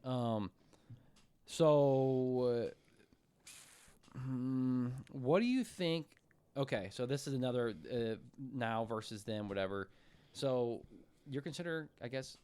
Are you millennial or boomer? You're a boomer, aren't you? No, I'm after boomer. I'm Gen X. You're Gen X? Yeah. Okay. So we'll put Gen X and millennials in this thing. So what's different with Gen X and millennials versus now? One sentence could sum that up really. Okay. People now are pussies. That's true. Can you elaborate more on it? Yes, I can elaborate. A lot more people now are sensitive to everything. Back when I was growing up, if you we used to slide down the metal slide at the park and burn our asses like baking cookies kind of thing. Nowadays, you can't even go up to somebody and say, "I don't like you," and they'll be in tears. Mm-hmm. It's people now just don't get it. It's sometimes, especially with comedians. Okay, I joke all the goddamn time. I make fun of every kind of race, every kind of person, whatever, and I would say 8, maybe 8.5, 9 times, people will laugh right back at me because they know I'm just joking. Mm-hmm. People just can't take a joke. That's right. People cannot take a joke. We've said that a couple times on podcasts. Everybody, I know. It's just like, come on, dude. It's not a jab at you. It's a jab at anything. Or if you look deep into things, sometimes it's a jab at something that has nothing to do with what I just said. Here's a perfect example. It could be an example. It could be a good example. It could be a bad example. I don't care. Whatever. But so, like, for example, well, this isn't. Is it really taking a jab at it? So, okay. So anyway, you know that show that came out from Star Wars called The Acolyte? Yeah. Or whatever. It just came out on Disney Plus. Yeah, the black girl. Yeah, the black girl. So, Star Wars fans have said it's the worst show that was ever made. Like, it's got the worst ratings, whatever. And then there's a plethora of people online that are just a small vocal minority of people that come out and they're like, "Oh, we love this show and everything's great," whatever. Right. And most people that are giving feedback are Star Wars fans saying, "Look, the show itself, everyone liked what it was about standing about, but the writing and the acting was terrible and it ruined the show. They didn't go along with the storyline. They made up some bullshit and pissed fans off and whatever." So what they did was, and some guy said it perfect yesterday. I was reading online. He goes, when you make a show for a small minority of people, you're going to get a small minority of people who like it and watch the show and enjoy it. If you make it for everybody, then everybody's going to watch it. So they kind of put themselves and box themselves in this fucking hole. Pigeonhole themselves. Yeah, and this is the result they get. So they pissed off everybody, the 99% of people. And the people are like, well, if they give the show another chance, it could have been like a slow burn where it started out really small, but it blew up kind of like a Breaking Bad. And I commented, and it's like, look, dude, you cannot compare Breaking Bad to fucking Star Wars. Star Wars has been around with the universe for 30 plus years of fans that have this just deep lore and nostalgia for it, and they want what they want, and they want some fan service while they're doing it. Breaking Bad came out, nobody knew what it was. It got put on Netflix, and then people found out about it, and it exploded organically, like a lot of indie shit that happens. This is an indie. Right. You don't sink $180 million into a TV show and expect to not get good results. And guess what? At the end of the day, Disney's a business. So if they sink $180 million into something, and the fans don't like it, and they're getting piss poor results, and they're not getting their description and everything else, and it affects the bottom line, which is in the day, that's what they care about is money. It's scrapped. It's gone. So they canceled it. And these people they're losing their mind over it. And it's just funny to say because it's like you can't give people real feedback or just give people tell people a joke or anything else without people exploding nowadays. And these people just can't cope with sometimes this stuff is just facts. It's just what it is. It's the reality of what it is. Right. Now, is everybody going to like everybody's movie or TV show? No. You might like it, and that's great. But that's who they catered it for. They didn't cater it for everybody else, and that's just what it is. Like, I've used before, like Paul Blart Mall Cop. Some people might love that movie, and a lot of people hate that movie, whatever. It's just what it is.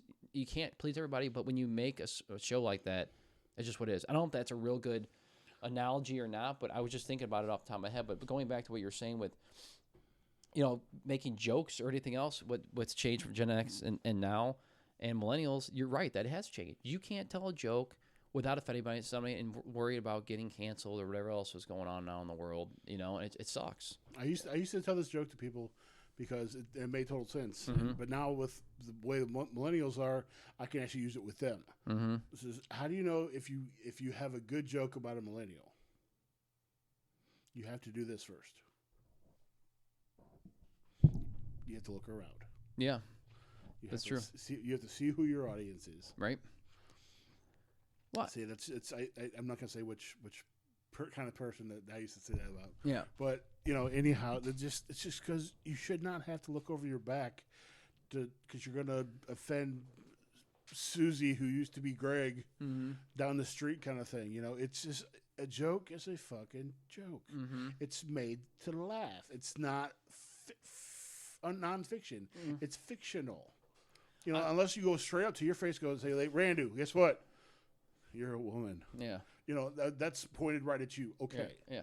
I think because comedians have stood up so much lately because of joke things, I think the joke thing's coming back around. Now, you're always going to have outliers. You're always have the pussies, and you're always going to have the people that are snowflakes that get offended and look to get offended over everything. There's people out there that just look to get offended.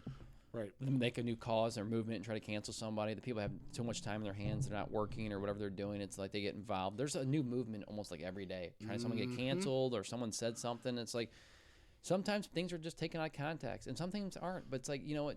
Shut the fuck up and live your life. Go do something important with your life than worrying about what X, Y, and Z said over here. And because now if you say it's on the internet forever, you know what I'm saying? It's like people are people. Sometimes people say things out of context and make mistakes or whatever. Not everybody's a bad person, but also a joke's supposed to be a joke and it's supposed to be funny. Comedy's subjective. Some people find it funny, some people don't. You know, and that's if you don't, then fucking go watch the Lord of the Rings. Go do your thing. Yeah, I mean, we said it a million times, and we brought up the comedy thing a million times. If you go to a comedy show to get offended, you're a weird person. You're just a weirdo. Like, you're just weird that you go to those kind of things. Asking for trouble. It's like me going to a country concert and not like country and expecting to like it. It's not going to happen. It's just I already know who I am.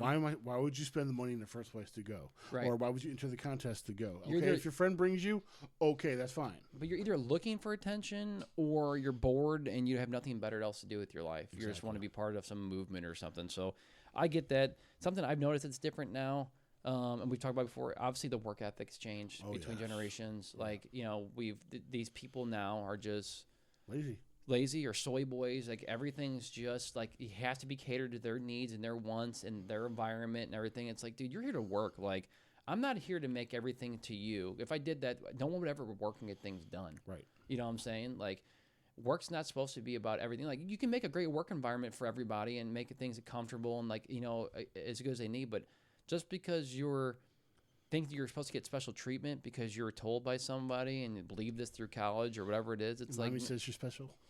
Mommy says you're special, or your boyfriend or girlfriend or whoever the fuck you deal with on a daily basis, your friends on the internet or your just whatever.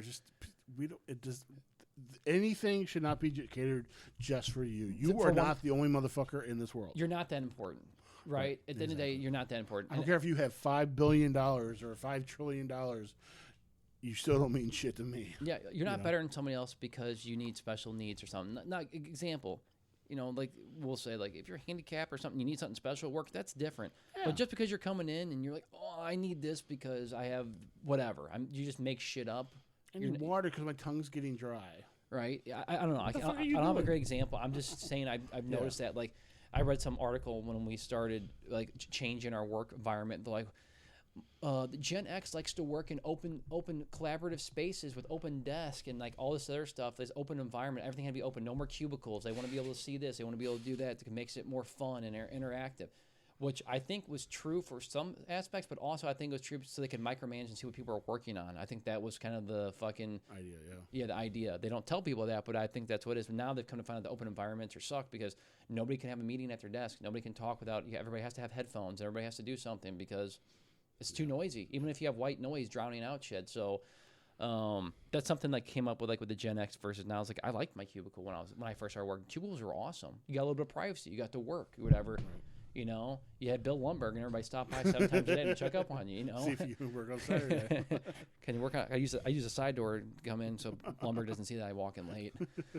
You know, just shit like that. Like that's changed too. Like some other things have changed between then and now is and my buddy down the street town we were just talking about. Like he just got his license.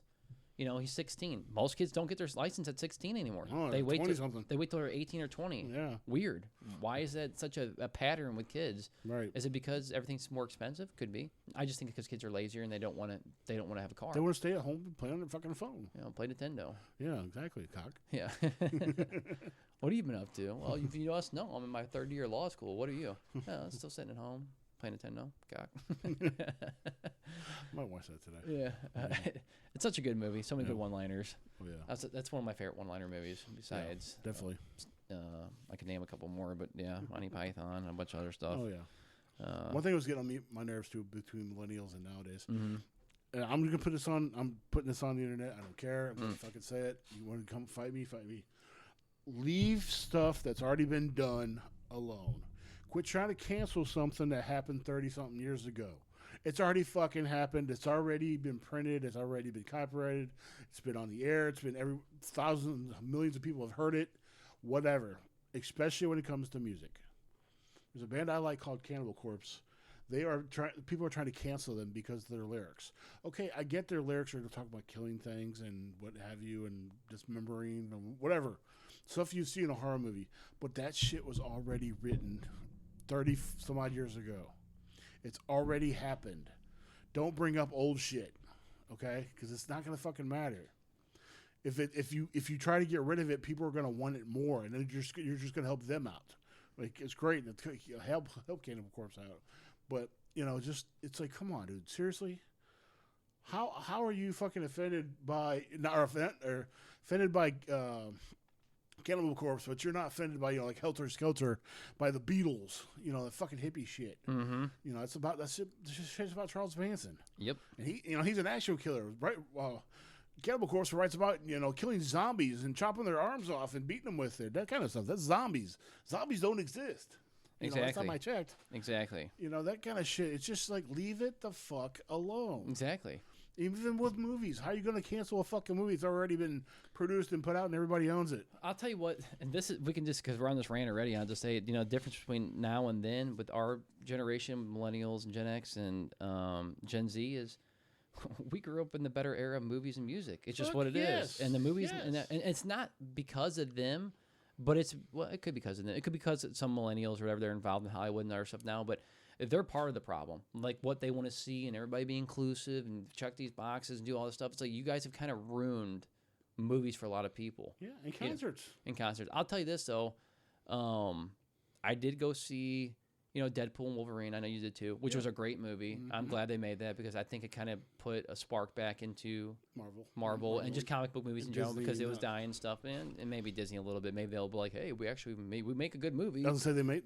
It's not that you said. It's just they made enough movie to make up for the shit they've been put out. Well, what I meant is like if you make a good product, people come. If you make shit, people don't want to come. Especially if you're just putting an agenda into it, right? It's like just make movies about movies. There was no agendas in that movie at all. I didn't see one fucking thing. And if they did put it in there, I didn't notice it. It wasn't shoved in my face or whatever. It was just probably organic and it was just put in there. So, but I did go see Alien, Romulus. Yeah, Romulus. Yeah. And dude, such a good movie. Typical movie. Whoever the main guy was and did CGI and director or whatever, a new and upcomer. Yeah. Fucking phenomenal job. Obviously, had Ridley Scott help him do the movie. Of course. Because obviously it's Ridley Scott's baby. Yeah, yeah. But he didn't produce it and do whatever. But I remember, or direct the movie. I think he helped produce and like give him some pointers, like with cameras and doing whatever. But just if you like the original Alien or Aliens, because I think those are my favorite two movies out of the whole bunch. Yeah, it's in the top three. To me, I think it might be number 2. I think it was that good a movie. It's pretty close between that and Aliens, but nothing beats the OG, the 1979 Alien. Like you just can't beat that movie. Right. But it plays a lot of homage to the original one and some good Easter eggs and shit. I know we will talk about it off the podcast, not to be any spoilers or anything, but that was one good movie this year. I'm like, wow, this was a movie I could go see again and just be like, the 2 hours I watched it went by so fast because it was just so good. Yeah. Good acting, a lot of no-name actors, which is always cool to see.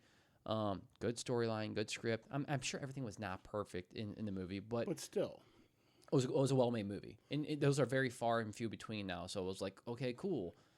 Are people going to start making movies better? I really hope so. Like, there's just some things that look promising that are coming out now. They're movies. I had this conversation the other day with somebody. Mm-hmm. We were talking about like movies now compared to like last year or something like that. Mm-hmm. The writer's strike is you can't use that excuse no more because the movies that are coming out now weren't even near around the writer's strike. They might have been planning stages where they weren't on paper, or they're just like talking with the phone, whatever.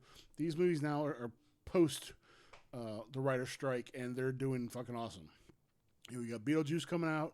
That was part of the writer's strike. You got Terrifier 3 coming out. Like you said, you got Romulus that came out, and Deadpool, and all these great fucking movies that are post the writer's strike, and they're doing way much better. Movies are making a comeback. And I'm a cheap ass when I see the people with these $50 their popcorn buckets that look really fucking cool. I kind of want one. The movie theaters are trying to bring people back, and I think it's working. Honestly, people are having fun at the movies again, like they used to in the 80s and 90s. And a perfect example of this: whenever Romulus, the first showing. Philly or somewhere, wherever, some theater, the very first showing of it, the guy was introducing it. He had a microphone saying, this is Romulus. This is directed by blah blah blah blah. He talked about a little bit about the lore of Aliens, so people catch up. And the next thing you know, he started holding his chest like he's having a heart attack, and he has a chest burster come out of his chest. Yeah, I saw that. That was cool. That was cool as fuck. That's cool. And stuff like that. That's the stuff you want to see when you go to movies. You want to see something you don't see at home. Did it say, hello, my lady, hello, my daughter? Okay. The whole time when we were watching the first one, I was doing that. Just like, shut up. It's hard not to after you've seen Spaceballs. If you're not a Spaceballs fan and you don't know that part, then exactly you're dumb. But it's just movies are making a comeback, and I am so happy. For me, I wish there's more of newer stuff that's not touched. Mm-hmm. Okay, leave these movies alone and start making new shit. Exactly. Just leave them alone. No more son of Eddie Murphy's, Axel Foley. Yeah. Her daughter, whatever the fuck she was. Yeah. None of that shit. Okay, that's done. That's done. Get some new movies with some new shit and original shit. That's it. Go find some books. Go find some shit that people have written, their indie stuff, and try to sink some money into it. You would be surprised how many people would want to see something new with a new story, and you're like, holy fuck, people want to see this? Yeah, I didn't know that, because guess what? Not everything's a tentpole. Not everything's going to be a part of a franchise. And not everything is going to be some blockbuster hit because you want to do off some nostalgic hits. Like, the days of getting people in for nostalgia, their butts in seats for a quick money flip, are done. People are sick of it. Yeah. You can always play nostalgia feels, but it has to be really still true and OG to something that people really are wanting. Right. It's just not every movie you can do that with, And getting back to what you were saying earlier, that was the first thing that me and Brand said when we went to the movie theater. You saw Dune. They came out with that cool Dune thing, and then you saw Deadpool come with their own, and you saw Deadpool sticking his thing into the mouth of Dune, making it look like it was a flashlight, which was awesome because that's Ryan Reynolds' humor. That's why people love him. Right. He's a funny fucking dude, and because he can do it in a way where it's funny, but also it's adult funny. It's funny if you're doesn't matter what it's in. You get it, and it's not just immature, but it's fucking funny. Like, it's old comedy funny style. Right. And then you get Alien Romulus, and they made 3 different popcorn buckets. They sold out all of them. All of them. I wanted the one with the fucking face sucker on the bucket. Went there to get it. Yeah. The guy's like, we've been sold out since day one. People came and just bought the bucket. They didn't even buy the movie theater. They just wanted the buckets before they get it. Now they're on eBay going for like $100. Yeah. And then they got both the xenomorph heads. They had 2 different types of them. Whatever. Yeah. Really cool. And I'm glad you said it too, because when I was a kid, I was talking to him, I was like, dude, remember it was just like second nature. You came to the movie theater, and every good movie that was a blockbuster hit that was going to come out, they all had popcorn buckets. Yeah. And the deal was, if you bought the popcorn bucket, you could bring it back. You could get the whole thing filled up for $5, $3, whatever, for a matinee or whatever, or sometimes free, right? Depending on how much the bucket is. But it's like, these buckets are going for $40, and they sold out of them. Mm-hmm. It's great because it gets butts in seats, and people are like, they like merch. People like having rare things that not everybody else can have. There's a thing. Just like with Funkos, there's a reason they have chases and rarity, because people want the rare thing. It's just what it is. Right. Titanic used to have it. When it came out in the 90s, like one of the biggest movies in the 90s that came out. I can't remember every single movie that had popcorn buckets, but it got to a point where people were like, it's a popcorn bucket. Like, people just stopped forgetting about it. When you do it specialized for certain movies, people want it. Right? Then I think that's what makes it cool. Right. So I'm glad you brought that up, because I was actually going to bring that up. And I still have my 10 Avengers. I'm not sure if it's an Endgame or Infinity Wars bucket sitting in the other room. Yeah, and they do it with the cups too. Remember the cup? They used to do like specialized cups or whatever. We still have we have one that's torn to fuck, but we use. But back then you didn't get free refills. Now they just leave the soda machines out to get free refills, which is great because you're paying $8 for a fucking soda. Right. So when I go to the movie, I just make sure now either I bring something or I eat something before I go. I still like to get movie theater popcorn. Like, what we do now is, like, if someone pays for the tickets, I pay for the food, because it almost evens equal, out. Yeah. But most of the time, I just get a soda while I'm there. I make sure I take a piss before I go and watch the movie, and I don't eat anything while I'm there. Because it's so expensive. That's probably the only downfall of the movies that I hate. Really right now is ticket prices and the food prices. But I think that's everybody. So it is cool seeing the movie thing come back. I hope it continues down this way, and with the hype of a lot of good movies coming out. Like you said, we said it best year last year. I think at a wrap-up year-end podcast, what's something we want to see? We wanted to see better movies, better stuff. I think you brought it up. And so far, we've had a good run of a couple good movies so far. Not all of them been good, but that's what comes with the territory, You're going to have the low-budget indie films or some low-budget films or just some regular films that come out people just want to go see, but most of them, they're not going to be big blockbuster hits. I think Deadpool and Wolverine really put movies back on the map. Yeah. Like, breaking $1 billion besides Mario or whatever. And you saw the movie, and it's like, dude, this was just rated R. That's what got me. Is it's the top rated, grossing rated R film. I don't know if it was all time or not. Opening or like in the movies, not kind of home video and stuff like that. But I think it beat some movie recently that I was like, holy shit, that's right. That wasn't rated. That wasn't rated R. I forgot what it was though. But it's great to see something like that, and it's funny because it's a Disney movie getting a rated R movie, #1 rated R movie. Tell me that 10 years ago, I wouldn't even thought about that. Like, what the hell are you talking about? Disney doesn't make horror movies or movies with F-bombs and shit like that. What the fuck? How many F-bombs did they say? Didn't they say like 150 times or something ridiculous? 162, I think, or something like that. It's the most ever in any Disney movie or a Marvel movie. That's cool. I mean, that's cool to see. Even compared to something else, not Pulp Fiction, but some other movie it compared it to. It's like, that's fine. Oh, Casino. Yeah, okay. I think.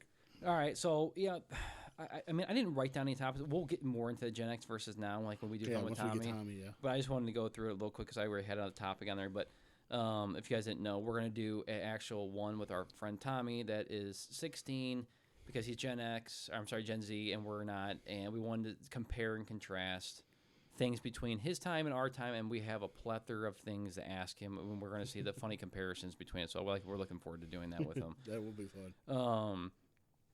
So here is my next question, and move on from that topic. What is something you didn't realize was true until you were in your 20s or 30s?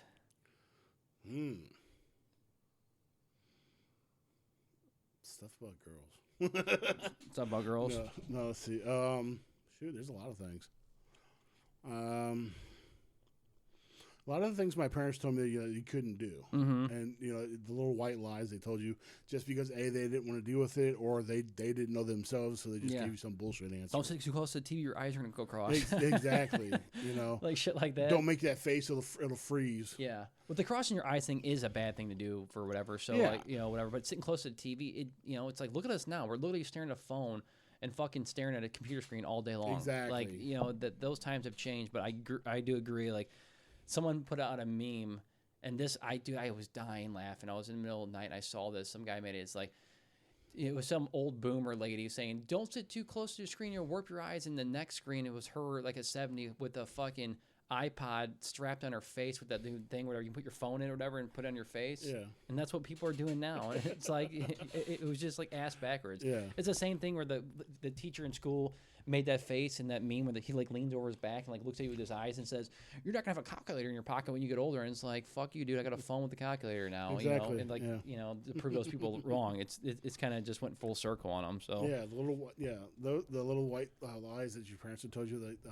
What was that one? Don't stare at the sun too long or something like that, which is kind of true. That is true. Really. That's a true one. Don't go swimming after you eat. Get a cramp. I've never done. That's never happened. Don't swim after 15 minutes.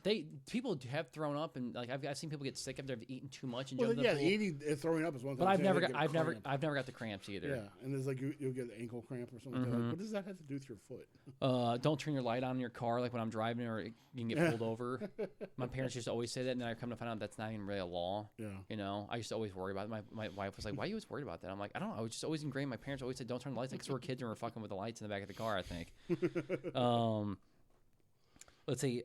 This is one I wrote down because I was like thinking about it, obviously, because this is my question and topic, my podcast.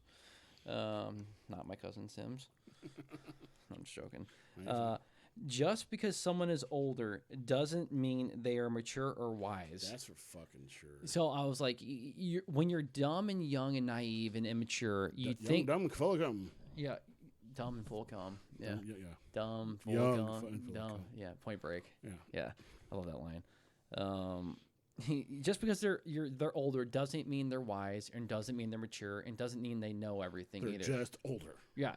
Most of the time, people are just going through the motions and going through what their age is, and they're learning as they go on. Now, I'm not saying if you're talking to someone that is 70 years old and you're 15 or 20, then they're not gonna have some wisdom and stuff. They probably are because they're 70. They've been around for 70 years. Yeah.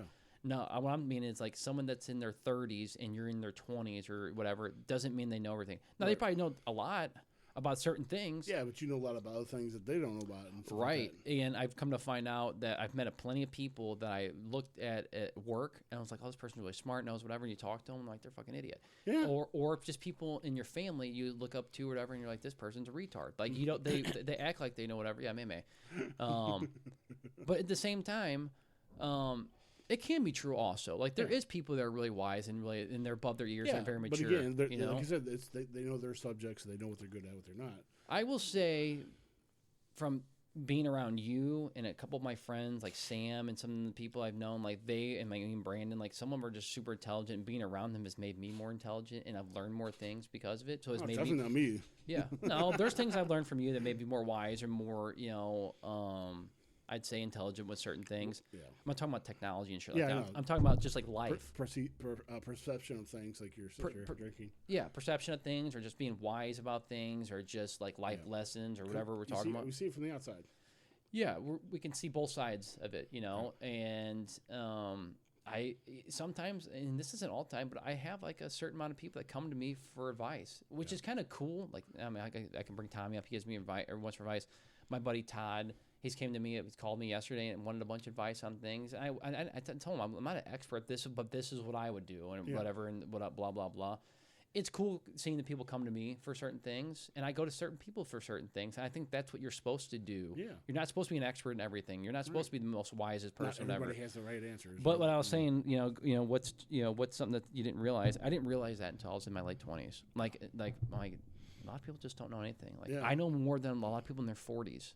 Or their 50s, or even their 30s, or people that are younger. I think when you're with your parents, they're like, I'm not saying God because that's kind of pushing it. But yeah, they're supposed to be the smart ones because they're your parents. Mm-hmm. They're the ones around you all the time. They're the ones that are guiding you. Yeah, exactly, and that's what you want is you want that guidance. Not all the time their advice is great or it's going to work out, but at the time you don't know any better. You don't have anybody else to talk about it. Mm-hmm. That's why I always tell people that everybody calls me big brother. Everybody calls me because I'm their shrink. Mm-hmm. I know a lot of things about a lot of my friends because just talking to them about random things. I'm not gonna give any names at all, but I could ruin a couple marriages with some of the shit that I know. But it's like,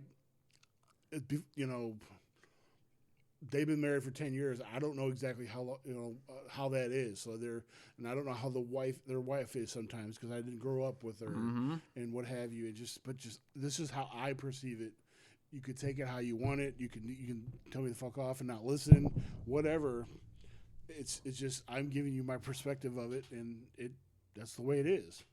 If you were coming to me for guidance, I'll be your shrink as best as I can. And everybody knows I won't judge you. I might make fun of you, but it'll be in a funny way. But I don't judge people. There's so many disturbing things I know about some people that I know. Mm-hmm. Even for me, it's like, whoa, dude, I can't believe you told me that. Or I'm glad you got it out off your chest, but dude. I question it. I'm not judging them. I'm questioning it because it doesn't seem like that kind of that friend or whatever is not that kind of way because it's very, very put you in the insane asylum kind of thing. And it's just, I love it. I love giving advice on some things. Mm-hmm. Even sometimes I'll bullshit my way into, and it'll work for them or whatever. But it's just I like it, but I don't. I'll say that. Yeah, because there's so many things that I could say that. Oh, sure. Buy her roses and tell her you love her. And the next thing you know, I went on a phone call. Dude, she said, "I fuck you." She didn't like the roses. Well, I don't fucking know. I'm just throwing stuff at you. Whatever you don't take my advice 100% literal because I don't know if I can do how to talk about it at night. A lot of times it's like wow. Mm-hmm. What are you texting? Some people from work. Just making sure I was checking on something with work. Okay. But no, I agree, and that's just one of those things. It's just one of those things you don't realize. It's going back to my original statement or whatever about the thing. It's like. Not everybody's wise. Not everybody's mature. Not everybody knows everything. But like going back to what you're saying with your parents, I want to go back and live on that. One thing I think that helped me navigate life and was asking questions from my parents and actually taking their advice to heart, not just to heart, but actually taking it for like what it was, and not just like my sister who she was the rebel. Ashley, sorry, calling you out again. I think I've said this before on a podcast, that she wanted to do it herself. She wanted to figure out her own and do her own thing. And then she started realizing, like, mom and dad do know what they're talking about. Like, she was very hard-headed, and like, I don't know why she was like that, but she was just very stubborn, we can say. And now she takes everybody's advice. Now she asks, but she still likes to do her own thing and feel like she knows it all and does it all. But I think she's been humbled a couple of times and realized, like, hey, why was I like this? Because you didn't ask the questions and you didn't take mom and dad's advice for what it was. Right. Parents know. They've been through the ringer. They're not fucking stupid. Most people have, at our age, 40s and 50s, and you're asking them questions, they know what they're talking about most of the time. Not everybody. There's a lot of retards that don't know what the fuck they're talking about. That's true. And that was my point. So, what's the next one? Okay, this was another good. It's just the same topic. So, what is something you didn't realize until, you're in your 20s, 30s? Don't take advice from someone whose life you would not want to emulate. Mm-hmm. So that was something I didn't, realize until I got older as well. So you can go ahead and talk about it. Never be like somebody else you know. If their life is so much different than yours, don't do it, because you could fall down the same hole they have. Mm-hmm. I know so many people, I can name top 5 off the top of my head, who have more than one baby daddy, for one. And some guys that have children they don't even know exist because they're stupid. I'm not. Well, I shouldn't call people stupid, because that's what they're thinking. But there are things in this world that you should not do because of somebody else. Mm-hmm. Your friend, they're not even friends if they're messing with your life or whatever. But beside the point, that if someone's life is worse than yours, do not emulate anything that they do, because, like I said, you could fall down that same hole. Mm-hmm. It's, especially stuff like drugs or hanging out with the wrong kind of crowd. Yeah, I think, and sorry to interrupt you, but I don't want to lose my train of thought, is, because I like to do that to Tim, I like to interrupt him a lot, is, what? Yeah, never, they always say never meet your heroes. Yeah. Kind of in a sense, because the people you look up to sometimes are the people that you didn't realize. You don't really know who they truly are. And when you get to meet them, you're really not you don't want to emulate them anymore, be like them anymore, because they're a piece of shit and they're not really what you thought they were. Exactly. So sometimes it's better not to meet them. But also, when you're young and dumb and full of cum, like Tim said, you also, you look up the people that you think are cool and you think all this stuff, especially when you're young, and you want to emulate them. And when you get to actually know them again, same thing, concept. It's like, what was I thinking? Like, how dumb would I think about that? Now, there is good people, obviously, to look up to. It's like, good. There's two sides to this, but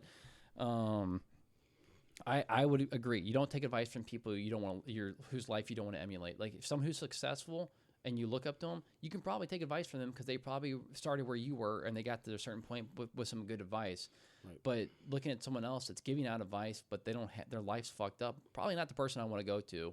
Not saying they're bad people, just saying they probably don't know exactly what they're talking about. Or if they do, maybe something had situational that had to them. But to me, that was something that hit home. It's like, yeah, you're right. Like, you don't take advice from people that are not exactly what you want, where you want to be in life. Right. When I want to get someone, like, for example, in the hockey world, with Lincoln, a lot of it's politics, like any sport. So I take advice from people who've already been through the ringer. They know what they're talking about. They've already been through it. So I can kind of get myself and get him ahead and be prepped because I'm doing my homework. I'm not going to take advice from the person who has never done it and never been there before. That's kind of like where my head was at with that kind of space, Yeah, makes total sense. Yeah. So, all right. So anything else on that topic? Nope, not that one. All right. I got 3 more. 3? Yeah. Jesus. Get ready. I'm joking. I think this might be close to the last one or not, but maybe. What is your priority in life now compared to your 20s and 30s? Stay alive. Like, seriously, I mean, before it's just like I thought I was, honestly, I could say this now. You think you're invincible? Back then, I thought I was invincible. I was bulletproof because ran through walls. I was Kool-Aid Man. You know, I had no problems whatsoever. Now it's just like, God damn it, I can't get out of bed. I can't roll over. I gotta, you know, the little things matter now. Yeah, basically stay alive. I stay contact with the people, my people, you know, as much as possible.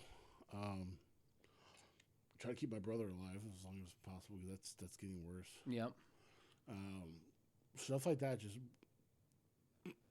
basically staying alive. You know, keep my head above the water sometimes. You know, it's nice to stop and smell the roses, but you know, I still have other priority things to do. Just keep on living, man. Keep on trucking. How about you? I would say, what is your my priority in life now compared to my 20s and 30s? Well, I'm still in my 30s, but my 20s was more about having fun and like laying loose, meeting people, hanging out with my friends, whatever. That was my priority, and getting a good job. But I got a good job when I was 23, so I was very fortunate to have my job right when I was still in school. I lost my job as a carpenter and this whatever, and you guys have probably heard that story before. But Cookie boy. Huh? Cookie boy. That was in my younger 18, 16, 17, which was a cool job because all I did was date hot girls from the cookie store. Like, what a fucking great job. I love that job so much. I met so many good-looking women because of free cookies and Diet Coke. Thank you, Diet Coke, and thank you, cookies. So, I mean, if I wasn't dumb and when I dated the girl across the street at Charlotte Russe or whatever it was, turned to my girlfriend, I could have banged so many girls at the cookie place and just girls around that wanted, like, free cookies and food, but it was the ultimate way to get numbers and, like, hook up. I was so dumb. So dumb. The little head was out thinking the big head at that time when I was getting some from the girl across the street. So, Anyway, yeah, so...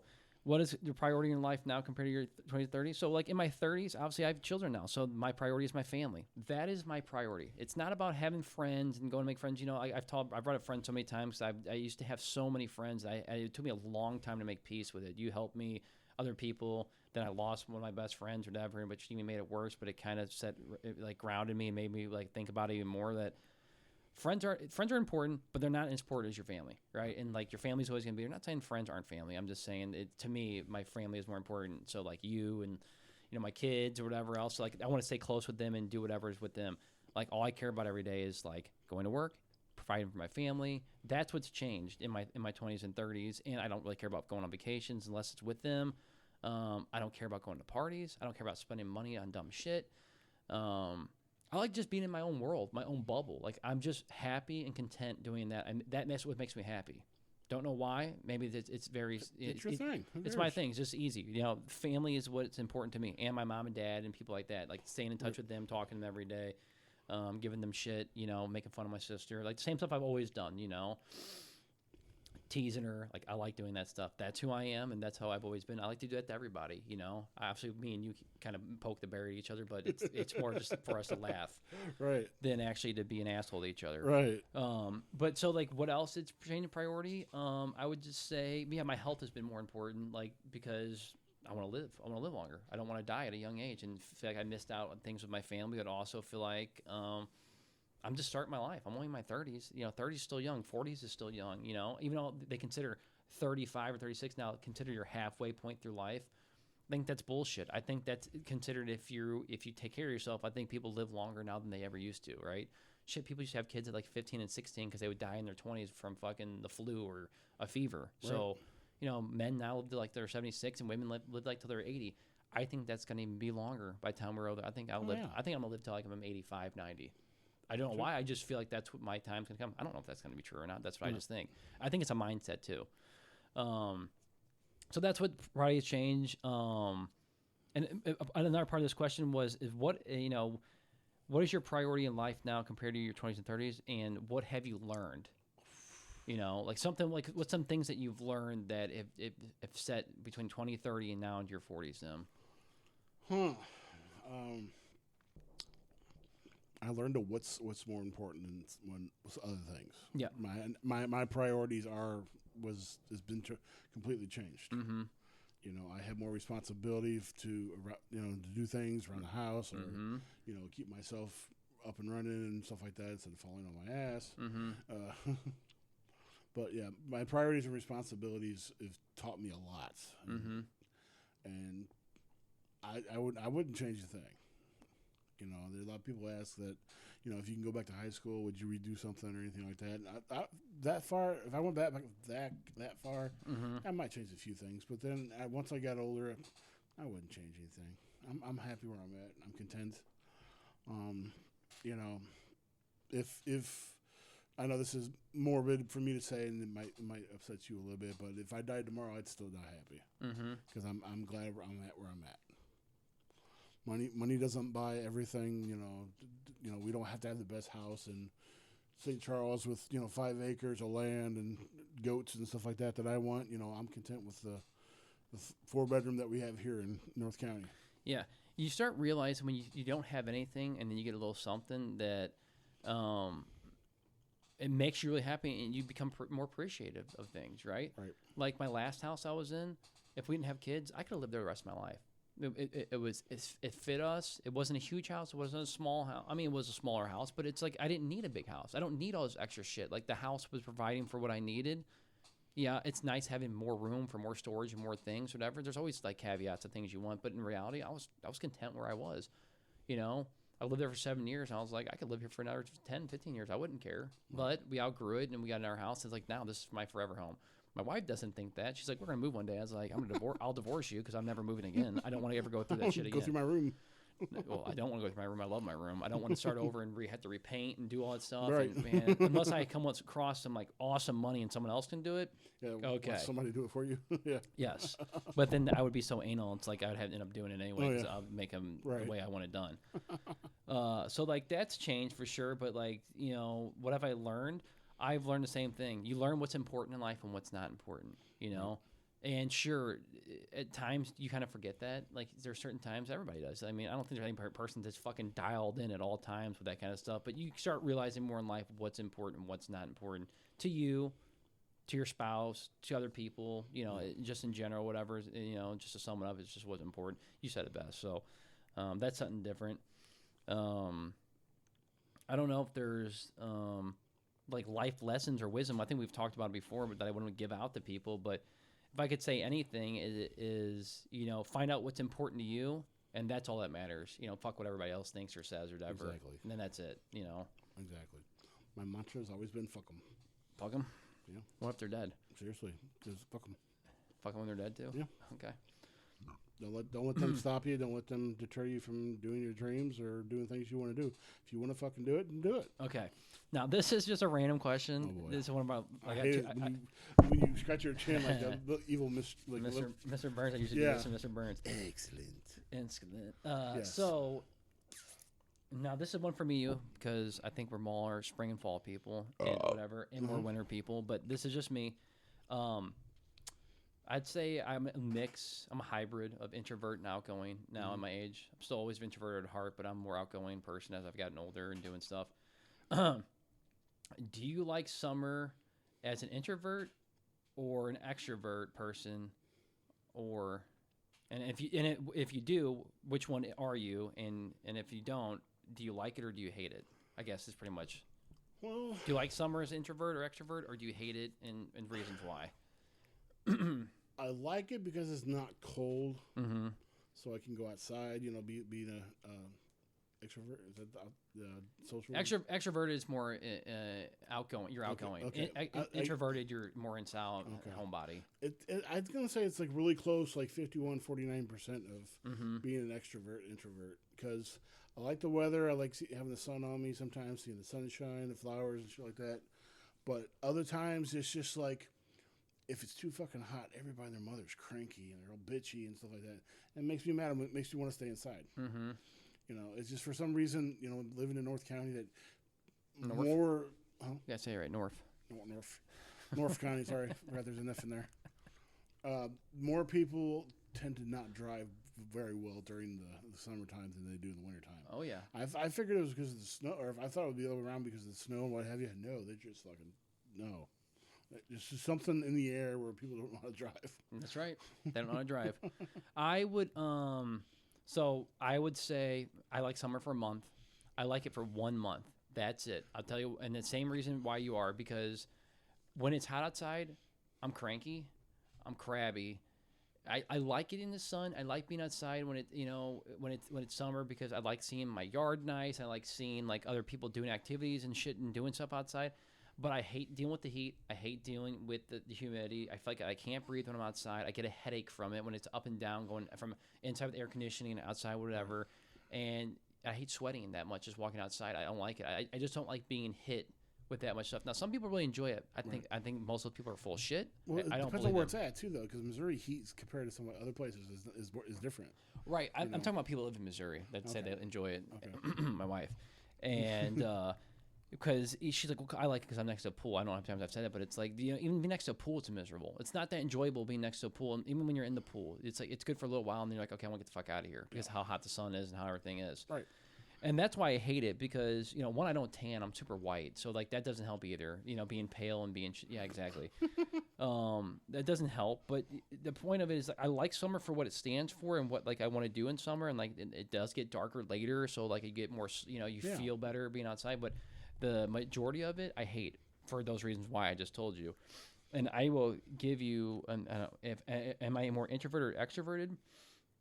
I would say, again, when it's summertime, I am more introverted because I don't want to be outside and deal with the bullshit. Yeah. But when it's nice weather, I'm more extroverted. I want to be outside and social and do stuff. And when it's not, I don't want to be outside. I don't want to be around people. I don't want to talk to people. I don't want to be hot and disgusting. I just can't deal with it. My body can't and my mind can't. And I'm over it. Like at my age of 37, I am just over. I know what I like, and I just don't like summer after about a month of it. Right.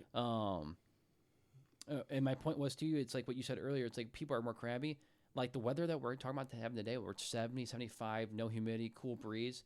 Everybody's in a good mood. They got the windows down. You see the cops are out more because people are driving more erratic or driving more like, they're having more fun driving and being out in the weather.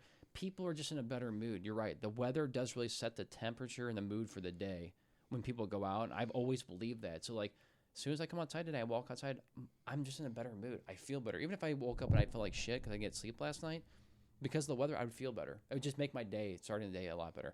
That's the way I approach it. I don't know if anybody approaches it the same way. I'd say, I guess, majority probably do. But that sets my whole tone, my entire tone and for the day, unless something bad happened before the weather. And then it's like, I can't enjoy the weather because I got so-and-so going doing this or whatever else is going on. So that's the way I look at it. Yeah, it makes sense, because it's just the way it is. Yeah.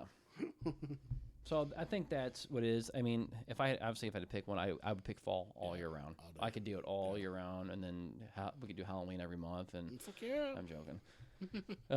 But yeah, it definitely summer is okay. I've learned to enjoy it a little bit more. When you're a kid, you love it. Oh yeah, because there's no school. There's no school and there's freedom and everything else. Right. But and you're like oblivious to heat when you're a kid. Yeah, you don't think about the sun. You don't think about it at all. But when you get older, you start realizing you're working on it and you're doing stuff that you don't want to do, cutting grass and burning and shit, or whatever. You're like, fuck this, dude. Like the first thing you do is you get in the car and you fire up the AC. It's the first thing everybody does. Exactly. They leave the doors open until they start the car. Yep. Get the AC going. Yep. Or it's either that or you fire up the car and start it and get out of the car and then go back in 10 minutes when it's all nice and cool inside the car. And your car's gone. And your car's gone because you're in North County. Exactly. Sorry, I just had to borrow your car to go to the gas station and get some Rillos. that wasn't me carjacking you. Let me tell you a story about that Okay. later. So anything on final thoughts or anything? I think this was a good podcast. We had a lot of good pointers, and we good to be back doing podcasts again. It's been a bit. And just nice to get stuff off my chest because this is a good outlet, escapism for me. Mm-hmm. And is there any topics you want to talk about since in the podcast? The ones I gave you, the ones I gave you. Okay. So final thoughts from me. Yeah, I think it was a good podcast. I do have one more thing to say on the podcast, like I always do, because I can't just end it on that note. Of course not.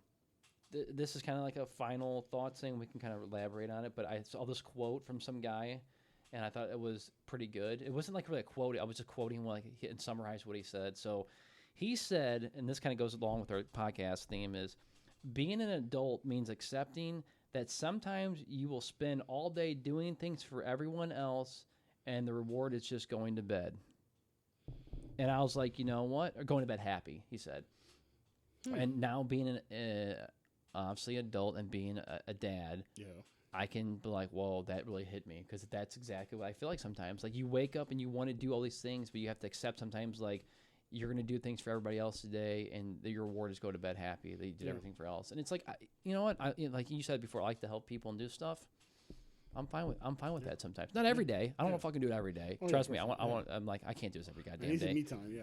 Everybody needs their own mean town, but I do get some self-fulfillment and gratification from doing it, and I do like helping people. I think it's a good thing. I think you should help people. If you don't, then you're an asshole, because one day you're gonna need help, and people aren't gonna come help you, and they remember that kind of stuff, right? Exactly. But also at the same time, as you're an adult, like you're saying, being responsible and doing stuff, it's like, you know, there's days you probably don't get to listen to music or watch movies. You're doing stuff for Jen, cooking, wiping, you know, Lemmy's ass, or whatever has to get done, and you get to do nothing that you wanted to do and accomplish for the day, but you did everything for everybody else. You look at the bright side of everything. Yeah. It's like, you know what? I accomplished this. Now I don't have to wipe Lemmy's ass tomorrow because I did it today. That kind of stuff. Right. Now it's Jen's turn. Right. You know, but at the same time, you could also say, it's like, I did all this stuff and it was rewarding. Now tomorrow I get the 100% of the day to focus on my stuff. Exactly. Right. And sometimes there has to be that take and give. Right. Exactly. You can't be selfish and just be, you know, me. Yeah, which that's something about, we could have said, we'll talk about with the Gen Z generation. That's exactly how they are nowadays. Everything is me. Sam used to say that they're called the me generation. What's in it for me? What are you going to do for me? Bruh. What does this bring for me? Bruh. You know, exactly. I went from mom to dad, or I went dad to mama to dad to... How'd that go? Whatever, and then the last one's bruh. Yeah. And it's like, I've seen a mom wear that. I've seen a couple people wear those T-shirts now. I'm like, that's fucking funny. There's one with a hockey one too. That's like, I went from being like mom to like a hockey mom or whatever to bruh, like, or something like that. I was like, that's fucking funny. But it's true though, dude. Like the me generation stuff, and we'll talk about it more when we have our friend Tommy on. But it really does. I'm gonna put that as a topic. There is a big thing, a movement about like, if it's not in it for me, or I'm not getting something out of this, I'm not doing it, right? And that's where it's kind of talk about like helping people and doing stuff. There's not a lot of people that help. He's that guy, Tommy. He helps everybody in the neighborhood. He'll come by like, hey man, I saw you doing yard work. Do you need some help? Right. He'll just offer it, and I'll say no, I'm good, man. Whatever, I appreciate it, whatever. And he helps some of the elderly people and do stuff. Now, so they always pay him and stuff, but that kind of stuff goes a long way. Even if it's a small little thing, like, you know, remember kids like that. Remember that kids used to carry people's groceries in for them and do stuff like that in the neighborhood. Walk around the neighborhood with a fucking lawnmower. Yeah, and do stuff. Take mow somebody's lawn. It takes you maybe an hour out of your day. You're getting $20-$30 right there. That's you know, if you get it done in an hour, that's $30 an hour. Yeah, a lot of people can't say that.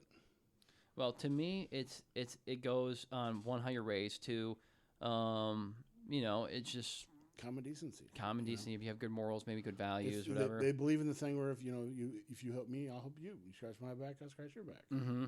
Or you scratch my back, I won't stab yours, kind of thing. You know, people are not like that anymore. You know, it's always like you said, what's in it for me? Mm-hmm. You know, oh, you want me to help you with your lawn? Well, how do I benefit? Right. What are you gonna do for me and my lawnmower, my lawn? You know? Are you gonna help me do mine? Or hey, since you're doing yours, you want to do mine? You know, it's like, dude, seriously? What the fuck? So yeah, we could talk about that next time. Definitely with Tommy. I'm really interested in what he's got to say. I don't know, a lot of these questions we got, because the generation gap. He's what, 16? You said? Yeah. So he's about 30 years difference to me and 20 years difference for you. So that's kind of good that we have that big of a gap with things. And we can discuss how things were and stuff like that. Because there's a lot. I mean, just from watching TV, documentaries, or even movies and what have you, it's just like from how they do it now compared to how they used to. It's just like, dude, it's like a totally different world. It's like when you used to watch the Bugs Bunny cartoons when they said, showed the world in 1990, and they showed all this space age flying cars and jets and shit going on, stuff like that. And then now we're living, it's like, we don't have flying cars. Yeah, I mean, like, like the Jetsons and everything else portrayed. We talked about that before. Like, the concept of it's really cool. I think Elon Musk said, like, we're not far off from that kind of stuff, but the reality is, like, until we get electric cars under control, like, there's flying cars aren't going to be a fucking thing, because it would destroy the airplane and everything else, and there's just too much of a union and business model with that kind of stuff. He said, if anything, we would make more efficient airplanes that could go faster and get you places more quicker or whatever. Like the bullet train they want to put everywhere that could go across America in so many different hours. Like you go from St. Louis to Chicago, instead of being a 5-hour car ride or train ride, you get there in an hour. Wow. You know, faster than a plane could take you. But see, or maybe not, or maybe like a half an hour slower. Thinking about that though, if that'd be hell, you couldn't do anything. Mm-hmm. You'd get sick if you got up on a stutter. You know, like it's like that. Well, they say centrifugal force thing at Six Flags. They say that you get used to it. Like when you're in the train, like you don't really notice it's because it's smooth because they're electric magnets. But how do you get used to something like that? You know, well, it's like being in an airplane. You're going faster. You go faster in an airplane. You do that, and you're fine. Whatever. They would learn how to stabilize it and pressurize it to the point where it would just feel normal to you. That would be badass too. Yeah, apparently they already have them in like China and Japan. I don't know if they call them bullet trains. Yeah, So and people have been doing it. They just don't have them in America yet. Yeah. I think they're coming, is what they're talking about. So. Yeah, they gotta figure out where to put the damn thing. Yeah, up your ass. Around the corner. Good so, podcast. Yeah, a good podcast. So yeah, end it off. Sometimes being an adult, you have to accept doing things you don't want to do. I think that's a life lesson you go through all the time as a kid.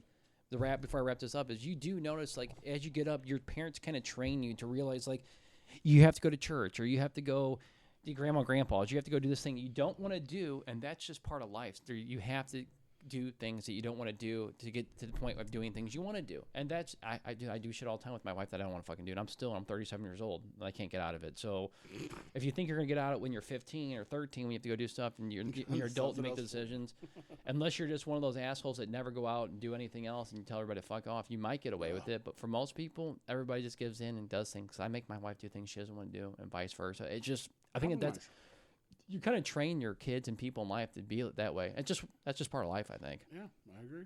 You know, so good podcast. Good seeing you, Tim. Good seeing you too, sir. We'll do this again sometime. Yeah, we'll go another one here soon. If you guys liked us, remember to subscribe, like our podcast, and give us some feedback. You know, even if just something, man. Tell us, like, if our podcast sucked, like I said last time, just let us know we suck. If there's a topic going to hear, let us know, or reach out to us, text us, call us. You want Randy's phone number? I get you. Yeah, I mean, if not, if it's still in the stall down there in Boys Town, you might be able to call me from there too. So, third stall from the right. The one with the glory hole. Not the one that says for a good time. That's not him. No, that's Tim's. That's it, right. Yeah, mine's for a bad time. Mine's for a bad time. The babysit my kids. Until next time, kiddies. Remember, stay scared. Stay scared. Don't stay scared. Stay podcasting. Stay podcasting. See ya. See ya.